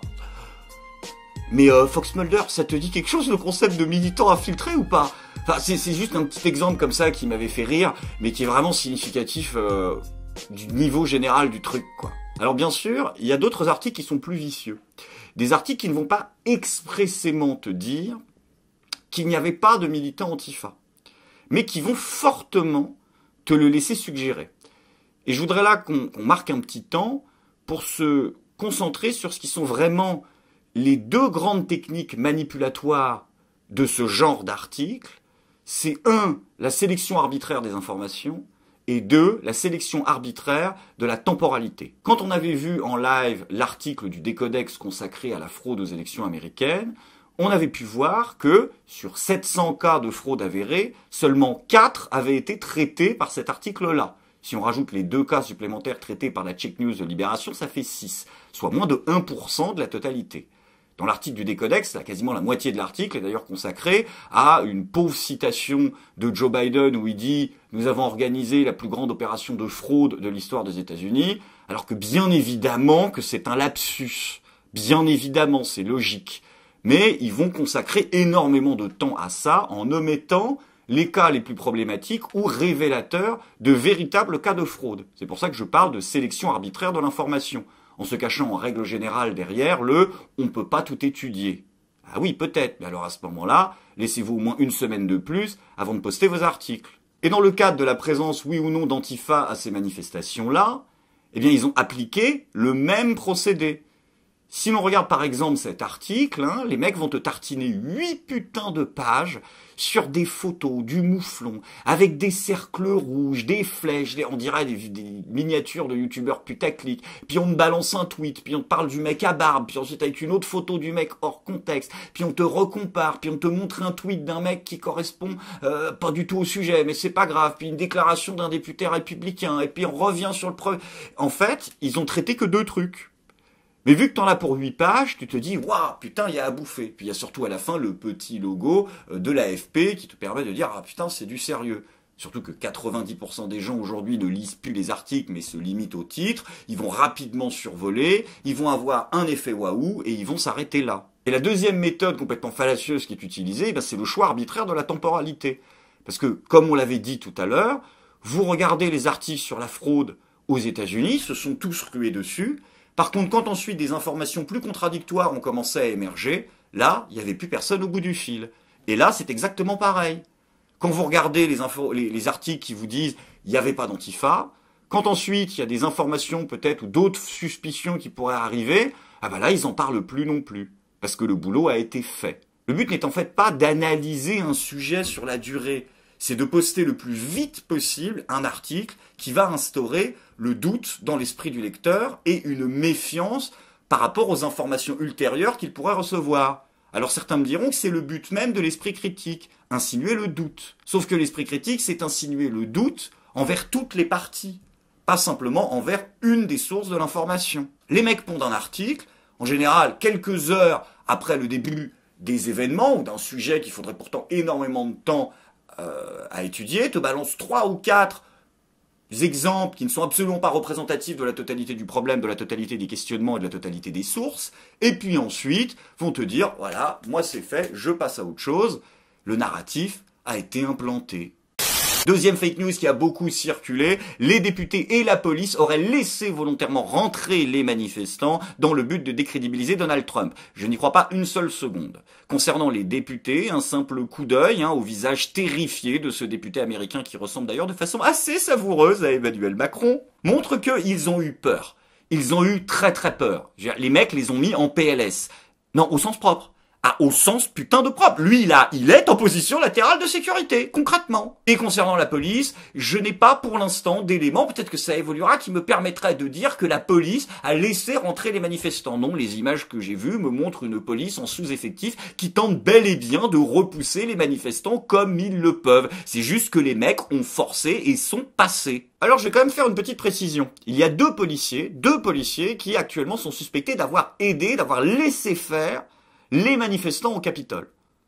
Là, encore une fois, ce n'est pas parce que vous avez 2 flics qui décident effectivement d'aider ces gens-là, ou qui sont suspectés de les aider, que vous pouvez dire que la police, en règle générale, c'est encore une fois totalement stupide. Mais la fake news la plus importante de toutes, c'est probablement celle entourant la mort d'Ashley Babbitt, cette militante pro-Trump, qui a été, je le rappelle, la seule victime à l'intérieur du Capitole.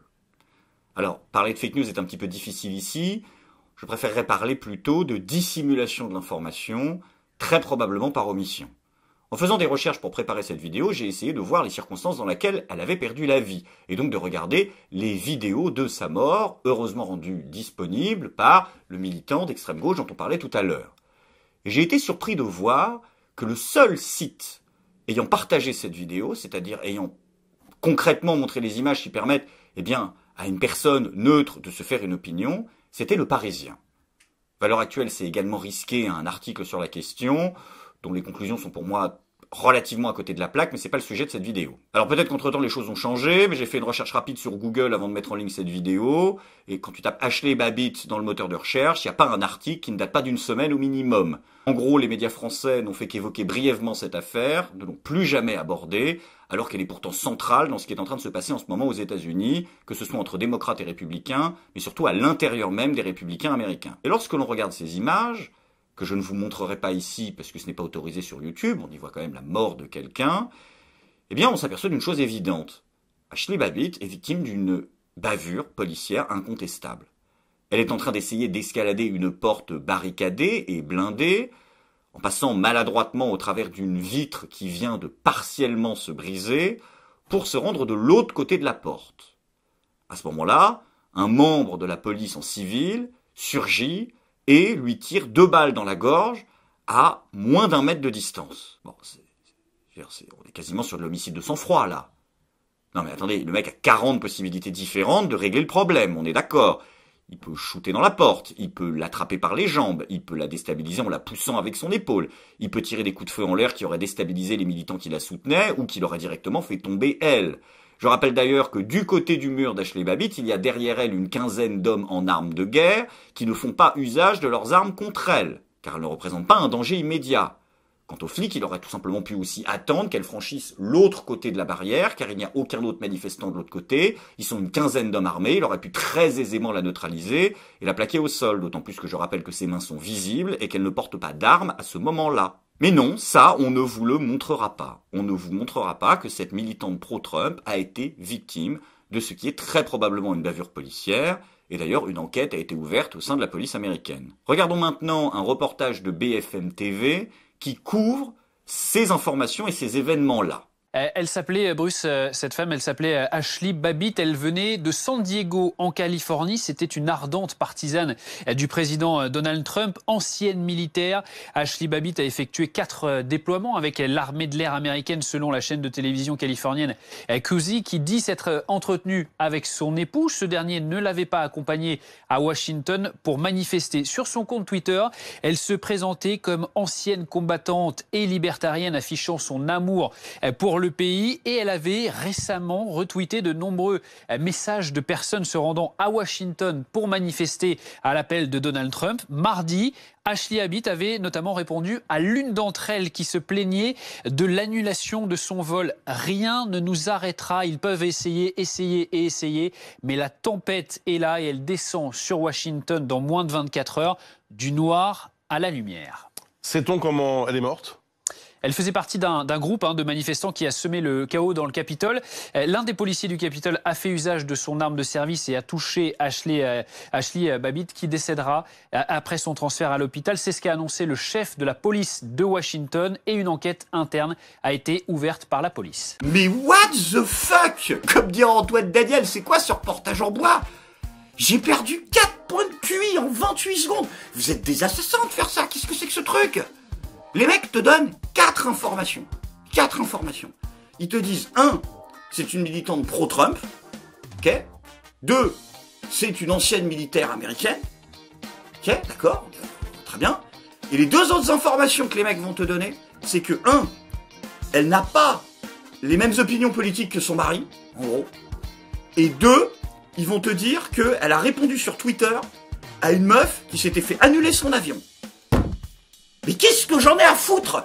Et vous avez le culot d'appeler votre rubrique CQFQAQ, ce qu'il faut connaître. C'est ça qu'il faut que je sache. Qu'elle s'embrouille avec son chum et qu'elle est désolée parce qu'il y a une meuf qui a loupé son vol. Mais putain! Rien que le nom de la rubrique, ce qu'il faut connaître. 28 secondes. Oh, c'est de la lobotomie mentale, ce truc. C'est ça qu'il faut que tu saches. Ce sont les informations pertinentes à connaître. Et quand Serge Toussaint, j'allais dire Greg, lui demande à la fin, alors est-ce qu'on peut évoquer les circonstances de sa mort? En 10 secondes, hein. Le mec te dit 2 phrases. Il te dit 1, elle fait partie de ceux qui ont semé le chaos. Ok, d'accord, bien. Et 2, un policier a fait usage de son arme de service. C'est quoi? Ah bon? Non, mais... Ah, moi je pensais qu'il l'avait défoncé en faisant du kung-fu. Ouais. Oui, il a utilisé son flingue, connard. Ça veut dire quoi? Un policier a fait usage de son arme de service? Dans quelles circonstances? Légitime défense, pas légitime défense. Sommation, pas sommation. Quel policier? Quoi? Comment? Qu'est-ce qui se passe? Et au moment où le journaliste fait son travelling arrière, parce qu'il faut laisser l'encart là où ils sont censés mettre les images de ce dont il est en train de parler, c'est-à-dire un policier a fait usage de son arme de service, là, vu qu'ils n'ont pas envie de te mettre les images, ils poussent le vice à te mettre des images complètement random, sorties d'une vieille cassette, de 3 pecnos en train de casser une vitre. Mais putain, c'est incroyable. C'est ni fait, ni à faire. Tiens, d'ailleurs, toi qui me sabordes les émissions en permanence en mettant des inserts qui n'ont aucun rapport avec le sujet, postule chez BFM TV, hein, parce que franchement, il y a du boulot. Alors, c'est bien beau de nous dire, la police a ouvert une enquête, mais la police ouvre toujours une enquête. Vous pourriez nous dire la vérité, c'est-à-dire que là, si une enquête a été ouverte, c'est parce qu'il y a de très très sérieuses suspicions de bavure policière. Et qu'on n'aille pas me dire qu'ils n'avaient pas les images ou qu'ils n'avaient pas envie de les montrer parce qu'elles étaient trop violentes. De 1, les images étaient disponibles à ce moment-là, et de 2, si les images étaient trop violentes et que vous n'avez pas envie de les montrer, ce que je peux comprendre, ça ne vous empêche pas de mentionner que si une enquête a été ouverte par la police, c'est justement parce qu'il y a de très très très sérieux soupçons de bavure policière, ce sur quoi on reviendra plus tard. Non, votre but est de faire un reportage le plus lisse, le plus creux, le plus inintéressant possible, afin de laisser toute place au narratif pour qu'il puisse se découler, narratif auquel vous participez dans vos émissions de débat après les informations. Et je précise d'ailleurs que quand il s'agissait des gilets jaunes ou de la mort de George Floyd, je prends ces 2 cas comme ça, un petit peu au hasard, eh bien vous étiez déjà beaucoup moins prompt à prendre des pincettes, et vous aviez beaucoup moins de remords à balancer vos jugements sur la responsabilité des uns ou la non-responsabilité des autres. Encore une fois, vous êtes là pour balancer de la soupe qui sert à développer un narratif. C'est uniquement du narratif. Créer un narratif qui provoque des réactions chez les gens. Et ça n'y manque pas. Regardons donc les commentaires sous cette vidéo de BFM. Cette mort est triste, mais désolé, il ne faut pas en faire une héroïne. C'est une factieuse. Ouh, elle a bien appris son vocabulaire macroniste. Ni plus, ni moins. Une connasse, nous dit Sniper78. C'est une canonne, pas une victime. Oh, avec sa petite caricature de Charlie Hebdo, lui, il l'a bien, il est bon, lui, je le sens, avec son drapeau européen, sa caricature de Charlie, son petit piano. La Mongolie. Alors, je vais pas vous montrer tout, parce que vous pourrez trouver par vous-même aisément, comme dirait Michael J, énormément de messages qui vont dans ce sens-là. Mais intéressons-nous maintenant à comment, on va dire, le camp politique d'en face, les militants qu'on pourrait qualifier d'antifascistes, ont traité cette information et ont relayé ce reportage de BFM. Donc là, je vous mets l'un des posts les plus vus, de la page Débunkers citoyennes. Bah alors, les parenthèses, c'est pas très inclusif. Contre l'extrême droite. Encore une fois, vous oubliez bien commodément de dire que cette personne était une quanone acharnée, donc une personne d'extrême droite en majuscule, factieuse. Putain, on a une extrême gauche en France qui emploie le terme de factieux, c'est quand même fabuleux. Et profondément complotiste, la culture de l'excuse pour l'extrême droite, ça suffit. Le mec qui a écrit ça, et dont l'opinion, et j'ai mis ce tweet au hasard, mais est partagée par à peu près tous ces milieux-là, c'est que BFM TV a fait un reportage partial pro-Trump et pro-extrême droite américaine. Bon, le deuxième message, c'est que c'est bien fait pour sa gueule. C'est ça que cette personne dit en substance. C'est incroyable. C'est-à-dire qu'il y a des gens qui pensent réellement que BFM TV est un média d'extrême droite pro-Trump. C'est exactement la même chose que quand cet ancien collègue youtubeur, que je ne citerai pas, après s'être publiquement réjoui de la mort d'un adolescent parce qu'il était de droite, se prend 24 heures de ban par Twitter et va ensuite nous dire sur Twitch qu'il va attaquer Twitter en justice parce qu'il y en a marre de ce média tenu par l'extrême droite qui laisse systématiquement tout aux fachos et qui ne censure que le progrès parce que c'est normal et que comment il a dit ce con, il a dit et je suppose que bientôt on n'aura plus le droit de se réjouir de la mort d'Adolf Hitler. Ces gens sont malades. C'est une maladie mentale. Pensez qu'aujourd'hui Facebook, Twitter, Microsoft, Instagram, Apple sont des groupes, des réseaux pro-Trump d'extrême droite. C'est de la paranoïa à un niveau clinique hallucinant. Et c'est pourquoi j'ai compris que c'était plus la peine en fait d'essayer de convaincre ces gens-là. Ils sont malades. Alors, c'est pas de la psychophobie, J'aurais la plus grande empathie pour ces gens-là s'ils ne souhaitaient pas régulièrement à mort, et de nombreux l'ont fait sur les réseaux sociaux. Ces gens pensent, alors que des milliers de comptes sont fermés quotidiennement de militants politiques, certes d'extrême droite, et pas que, parce que quand Marcel Effant se fait fermer son compte sur Twitter pour cette photo-là, lui qui est un lanceur d'alerte antimacroniste de gauche, donc ça ne touche pas que les militants d'extrême droite, mais quand des milliers de comptes, majoritairement, de ce qu'on pourrait appeler l'extrême droite sont fermés sur les réseaux sociaux, vous aurez des gens qui pensent que Twitter va dans le sens de ces gens-là. Regardons maintenant les commentaires sous ce message-là, ainsi que chez d'autres militants politiques partageant à peu près la même idéologie. Continuez, ER, bon ok, pourquoi pas, d'appeler ces gens manifestants.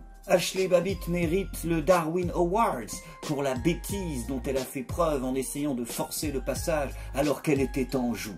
BFM qui donne encore la parole aux terroristes, putain. Toutes ces pirouettes, pour ne pas dire complotistes d'extrême droite, adeptes du canon. Fuck Ashley Babbitt, ça vous avait manqué un petit peu d'excitation communautaire. C'est Trisomiland. Ils ont exactement le même point de vue. Elle l'a mérité. Et il faut la qualifier de terroriste. Ils sont à l'unisson pour tomber dans le narratif imposé, construit par l'intelligentsia démocrate américaine et, a fortiori, pour ses relais capitalistes en France, par exemple la Macronie. Le macroniste de BFM est totalement d'accord pour relayer le même narratif que les militants antifascistes qui démontrent une fois de plus qu'ils sont les idiots utiles des premiers. Et si je faisais tout à l'heure la comparaison avec George Floyd, c'est parce que dans les deux cas, il s'agit d'une bavure policière grave qui relève du meurtre de sang-froid et qui est totalement injustifiée. Je compare en fait. Tout le reste, toute l'importance que je vous y donnerai, ça dépendra de votre morale. Alors je sais qu'il y a un contre-argument qui a été placardé sur les réseaux sociaux, et peut-être, ah bah non, j'allais dire dans tous les bistrots de France, mais il y a Covid, c'est que Ashley Babbitt aurait, elle, à contrario de George Floyd, choisi sa mort. Voilà pourquoi il y a des connards qui osent parler de Darwin Award. Bizarre comme argument, ça. Alors, comme on dit à gauche, ça dépend d'où tu parles. Si tu es un gros connard de macroniste, un bon gros con de droite, je peux comprendre sur là, respecter l'autorité république. Ok, très bien. À ce moment-là, c'est normal, on bute des gens parce qu'ils essayent de franchir un mur. Très bien. Mais si tu es de gauche, de sensibilité de gauche, serais-tu en train de me dire que les 11 personnes qui ont été tuées pendant les manifestations des Gilets jaunes avaient eux aussi choisi leur mort? Es-tu en train de me dire par la même occasion que 2 adolescents qui meurent électrocutés dans un transformateur électrique parce qu'ils fuient un contrôle de police à dos de scooters volés avaient cherché ce qui leur était arrivé? Ils avaient choisi leur mort, eux aussi?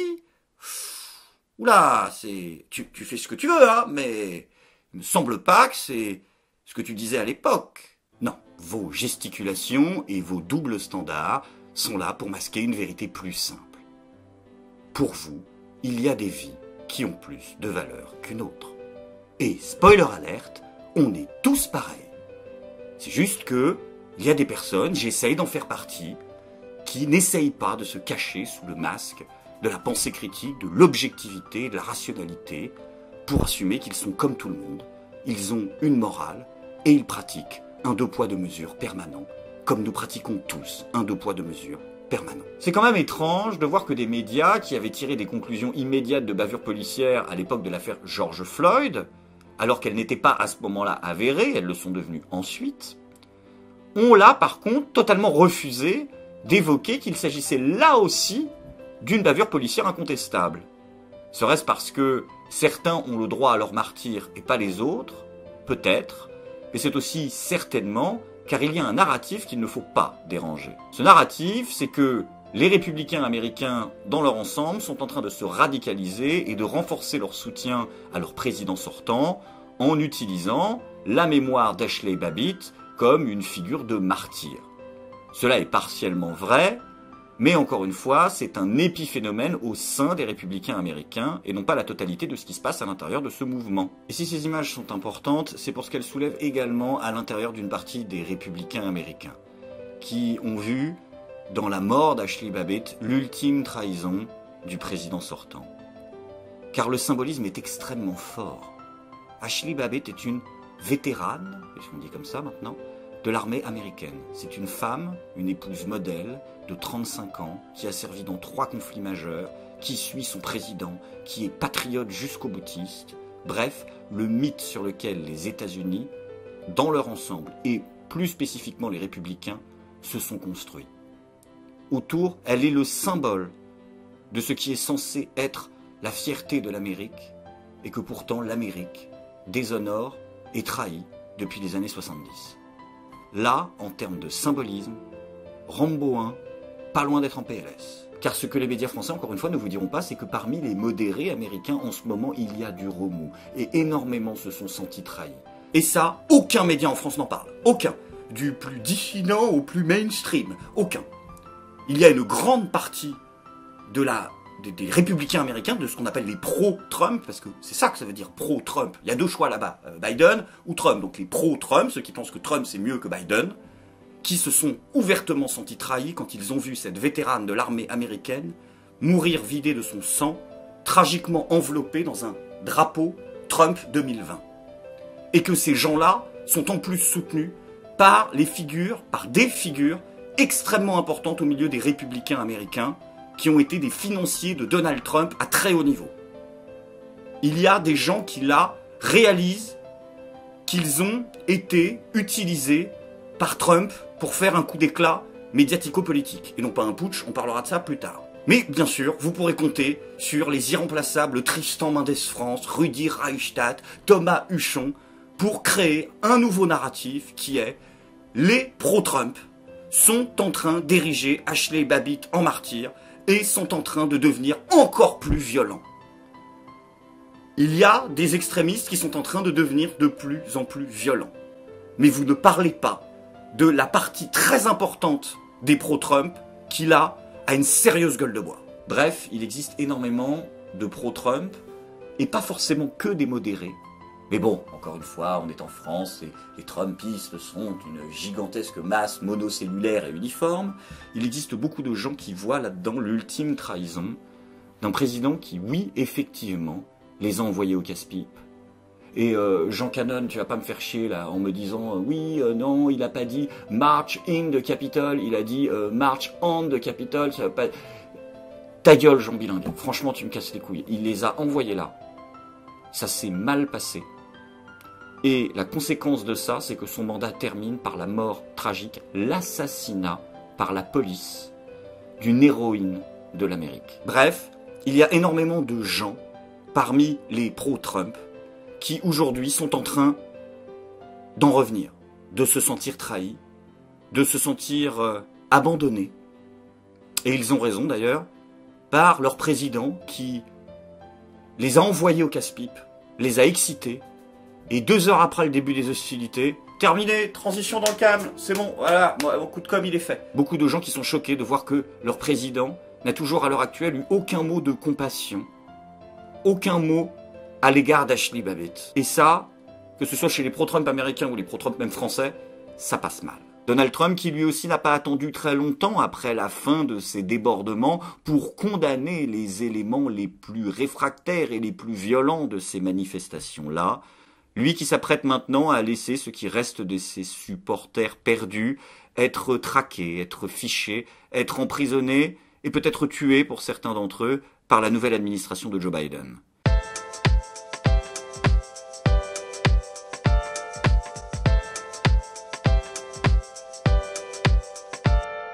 Alors oui, les mots sont forts, mais pas autant que ceux de Joe Biden. Joe Biden qui, alors que les émeutes sont en cours, allume la caméra, fait un discours public et déclare que l'Amérique doit lutter contre ceux qu'il appelle les domestic terrorists. Qu'est-ce que c'est culotté? Qu'est-ce que c'est culotté pour un homme dont l'administration, dont le camp politique qualifiait jadis Al-Qaïda d'amis de l'Amérique? Pour une administration qui considérait que les insurgés ukrainiens, qui eux immolaient les forces de l'ordre par le feu, devaient être qualifiés de combattants de la liberté. Quel culot, quelle audace, quelle indécence! Et cette lutte acharnée contre les terroristes américains, les domestic terrorists, sera le narratif central des 4 prochaines années du mandat de Biden. Parce que des lois sont en préparation, parce que des lois seront votées pour lutter contre le terrorisme. Alors Bush, jadis, lui, luttait contre le terrorisme extérieur. Biden, lui, luttera contre le terrorisme intérieur. Et l'on sait aux États-Unis que quand c'est contre le terrorisme qu'on lutte, tous les passe-droits aux principes élémentaires du droit sont permis. Juste après ces événements, dans la nuit qui ont suivi, les réseaux sociaux ont supprimé plus de 4 millions de comptes d'activistes politiques américains. Sous, bien évidemment, l'approbation généralisée de tous les gauchistes français de Twitter.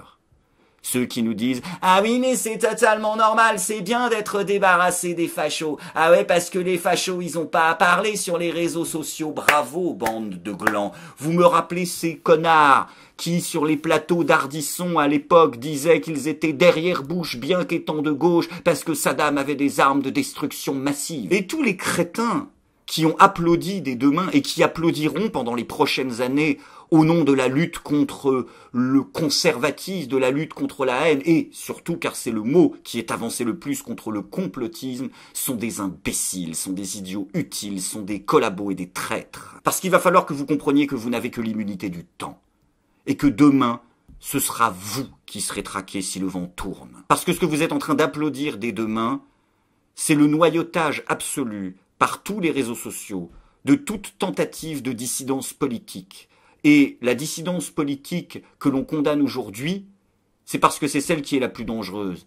Mais si demain vous avez un jour ne serait-ce que 1% des moyens de vos ambitions, ce sera encore une fois votre tour. Tous ces imbéciles qui ont carrément eu un orgasme, qui ont pris leur pied en voyant que le compte de mon confrère Papacito avait été supprimé comme des millions d'autres comptes Twitter dans la foulée. Quel est le rapport entre Donald Trump et Papacito? Mais c'est pas grave, le plus important est là. Les anthropophages de Twitter ont eu leur dose de sang et les top commentaires appellent déjà à ce que ce soit le tour de Tatiana Ventose et de votre serviteur, enfin pour les plus modérés, les autres suggérant que je sois directement rayé de l'existence pour plus de sécurité. Ces mêmes personnes qui seront probablement les premières à se réjouir que les différents GAFA, Apple, Google, Amazon aient décidé conjointement il y a quelques jours de se mettre d'accord pour mettre en place un système empêchant le téléchargement et l'utilisation de l'application alternative à Twitter Parler sur les différents modèles de téléphones mobiles. Voilà, parce que c'est utilisé par des pro-Trump. Mais pas que. Mais bon, ça, Jean Twitter, il s'en bat probablement les couilles, son combat politique dissident quotidien se limitant à faire interdire un jeu de société ou à hurler au fait que Decathlon, genre, c'est sac à dos. Quant à ceux qui m'objecteront que tout ça n'est finalement pas si grave, car cela concerne avant tout les États-Unis et la façon dont ils vont traiter leur propre population, j'ai envie de vous répondre que vous êtes quand même légèrement naïf. Il y a quelques jours, Marlène Schiappa a demandé que soit mis en place un rapport, et si possible une commission parlementaire, afin d'étudier les menaces représentées en France par les groupes similaires à Canon. Ah oui, parce que les blockbusters américains, ça s'adapte en français. Quant à Laetitia Avia, qui s'apprête à faire son grand retour prochainement avec sa V2 de la loi contre la cybercriminalité et la cyberhaine, je suis persuadé qu'elle aussi ira piocher dans un narratif relié à ces événements, et qu'on entendra parler de lutte contre le danger terroriste d'extrême droite en France. Là, c'est du tout bénef pour LREM. Tu peux faire voter les mêmes lois liberticides, mais sans avoir à cracher sur la gueule des musulmans. Alors, c'est gagnant-gagnant. Tout ça pour dire que ceux qui pensent qu'il existerait une ligne Maginot-intellectuelle entre le pays de l'oncle Sam et notre bonne vieille République française se trompent lourdement. Le mandat de Donald Trump, qui effectivement n'était pas en accord intellectuel avec notre président, nous ont peut-être fait oublier que quand il y a une congruence idéologique entre les dirigeants français et les dirigeants états-uniens, on ressent beaucoup plus l'influence de l'oncle Sam sur les décisions qui sont prises en France. Et je crois que beaucoup seront prochainement rappelés à cette dure réalité. Alors je conclurai en disant que je crois vraiment que ces événements au Capitole sont peut-être, et ça c'est l'histoire qui le dira, comparables non pas autant aux Gilets jaunes qu'à Black Lives Matter, mais comparables au 11 septembre. Je crois que le narratif qui va être créé, qui est déjà en train d'être créé autour de cet événement, servira de base idéologique et est en train de mettre en place une ligne politique dans la plupart de nos pays occidentaux de lutte contre le terrorisme intérieur et contre les factieux de l'intérieur, qui va nous replonger dans une ère d'obscurantisme intellectuel supérieure à celle que nous avons connue à l'époque du mandat de George Bush. J'espère que l'on pourra continuer le plus longtemps possible cette aventure que nous avons entamée il y a 7 ans. L'avenir nous dira dans quelles conditions nous pourrons le faire. Mais en tout cas, j'espère que vous serez toujours nombreux à être au rendez-vous.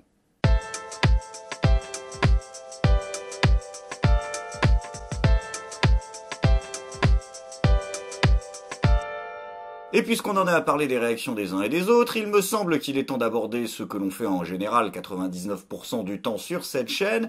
Eh bien, ce sont les réactions de nos politiciens français, Emmanuel Macron mis à part, puisqu'on en a parlé au début, concernant cette affaire. Et on va essentiellement se focaliser sur les réactions de la France Insoumise et du Rassemblement National, et plus spécifiquement de Jean-Luc Mélenchon et de Marine Le Pen. Et inutile de vous le dire, concernant les deux, ça a été un festival de conneries. On va commencer par Jean-Luc Mélenchon qui lui est parti totalement en couille. En même temps, il s'est donné les moyens de ses ambitions. Un tweet toutes les 7 minutes. Le mec était possédé. Que de la merde à chaque fois. Où est passé Macron? Où sont les responsables LREM? Quand vont-ils soutenir les parlementaires US de tous bords qui résistent au putsch? Le Pen et le RN doivent retirer leur soutien à Trump et se déclarer solidaires des parlementaires US qui résistent au putsch. putsch. La véritable preuve d'attachement à la démocratie, c'est d'accepter d'avoir perdu. Ah bah dis donc, tu dois être un sacré démocrate. Trump a transformé les USA en république bananière, soutien aux parlementaires des USA qui résistent au putsch. Soutien sans condition aux parlementaires des USA, tu l'as dit il y a 2 secondes. L'extrême droite doit être repoussée et réprimée aux USA et ses connexions dans le monde. Oh, tu peux dire le Rassemblement National, ce sera plus honnête. Mise hors d'état de nuire aux USA, ça s'appelle une tentative de putsch. Ah, c'est vrai, ça m'avait manqué. D'extrême droite, ni communiste, ni musulman. Comme en France, le danger pour la démocratie n'est pas là où on le dit. Waouh. Donc, alors, attends, si je résume, parce que c'est le bordel au Capitole pendant 2 heures aux États-Unis, il faut mettre hors d'état de nuire l'extrême droite, c'est-à-dire le RN en France, et, a fortiori, il n'y a absolument aucun problème démocratique avec l'extrême gauche ou des musulmans dans notre pays. Parce que, mouflon, de camoulox, à peine visible la récup, juste vraiment très très léger. Et d'ailleurs, parlons-en du Rassemblement National. Alors eux, ils ont opté pour la tactique inverse dans un premier temps, silence radio pendant la moitié de la journée. Ta gueule, hop, jusqu'à ce que Marine Le Pen ait terminé de zouker, et là, elle s'est lâchée. Ah, elle est totalement désolidarisée de Donald Trump. C'est terminé. Ah, putain, j'aimerais pas lui tourner le dos, elle. Ah, c'était son BFF il y a 1 semaine, mais maintenant, ah, c'est une honte intergalactique. À chaque fois qu'on essaye d'entrer de force, de saccager, et quelque part d'intimider des élus, même pas directement, c'est quelque part, c'est-à-dire tu sais pas trop comment, eh bien, on commet un acte qui est grave contre la démocratie. C'est une certitude. Oh, c'est bon, j'ai envie de chialer, putain. Oh, c'est bon, on dirait du Laurent Wauquiez. Oh non, c'est magnifique. Ah, Marine, on est d'accord que le parti anti-système de la révolte des gilets jaunes. Ah, c'est terminé tout ça. Enfin, en même temps, ça n'a jamais vraiment commencé non plus, faut être honnête avec les gens. Marine, on peut totalement s'introduire dans un bâtiment administratif illégalement, sans que ce soit à chaque fois, parce que c'est ça le problème, une atteinte à la démocratie. Non, il y a des fois où c'est légitime. Il y a des fois où... Alors, ce n'est jamais légal, mais ce qui est illégal n'est pas forcément illégitime. Et la démocratie, comme tu dis, se définit avant tout par la légitimité, populaire en l'occurrence, que par l'état de droit. Voilà. Parce que comme tous les politicards depuis 40 piges, tu confonds involontairement, vu de tes compétences, je pense, état de droit et démocratie. Dans une démocratie, on doit défendre le droit, évidemment, de contester, le droit de manifester, mais pacifiquement.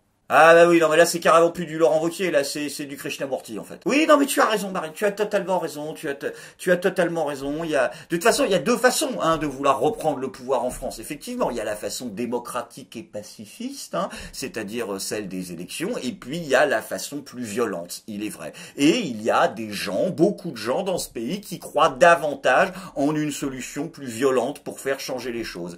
Qui sont ces gens? Tes électeurs. Ah oui, beaucoup d'entre eux, Marine. Ben, si tu veux, quand les gens te voient au second tour faire ça, par exemple, pendant un débat, ils se disent qu'il vaut peut-être mieux miser sur une prise de pouvoir violente et immédiate, plutôt que d'espérer que tu prennes 20 points de compétence sur ta feuille de perso et 30 points de QI d'ici 2022. Sinon, une petite analyse métapolitique, histoire de terminer la semaine. Violence au Capitole, selon Marine Le Pen, Trump n'a pas mesuré la portée de ses propos. Ok, je sais même pas pourquoi j'ai demandé. Alors, non, si, il a totalement mesuré, Marine. Il a totalement mesuré, et ça, je vais le dire à tous. Tous ceux qui sont rentrés dans ce narratif débile, du putsch. Il n'y a pas eu de putsch. D'accord? Donald Trump, ah ben si, parce que j'oubliais, c'est un nazi, c'est un méchant, c'est un fou, il est fou, la reine! Non, Donald Trump est quelqu'un qui met probablement 30 points de QI à une grande partie des gens qui ont ouvert leur gueule ces dernières 24 heures, mais c'est pas la question. Donald Trump n'a pas tenté un coup d'État. Non, pas avec un mouflon.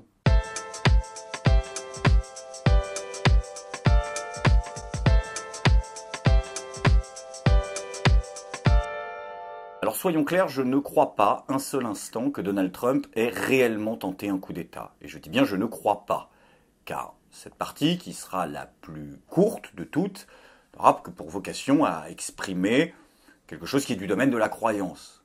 En effet, je ne suis pas pigiste au décodex, donc je ne vais pas tirer des conclusions sur ce que le FBI mettra encore une fois des semaines à établir. Non. Donc non, je ne crois pas un seul instant que Donald Trump ait pu imaginer se maintenir à la tête d'un pays comme les États-Unis simplement avec le soutien de quelques militants énervés et d'une majorité silencieuse. Non, je n'y crois pas. Je n'y crois pas parce que nous vivons dans un monde interconnecté, où il y aurait eu des conséquences pour les États-Unis qui sont très fortes.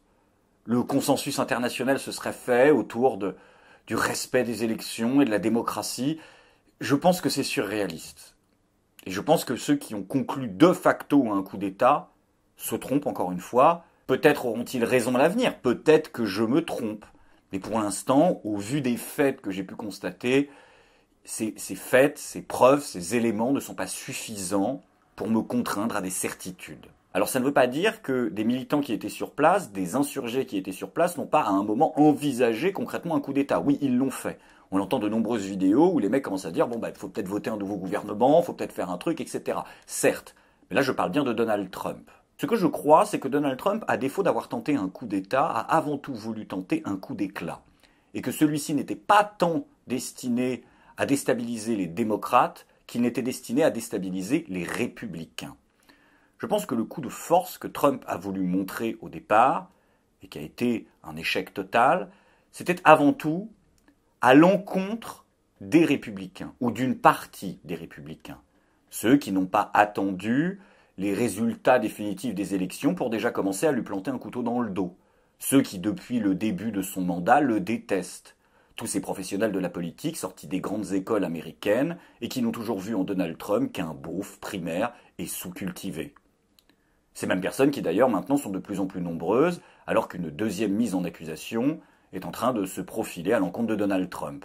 Je pense que Trump a voulu montrer à ces gens-là, c'est plus possible sans moi. Parce que vous avez beau être mignon, avec toutes vos conneries, vos grands discours, personne dans l'équipe n'a la puissance d'impact que j'ai. Parce que si je veux foutre le bordel au Capitole, je fous le bordel au Capitole. Parce que vous êtes tous là, très mignons, mais moi, j'ai derrière moi les 75% d'Américains qui pensent que les élections ont été volées.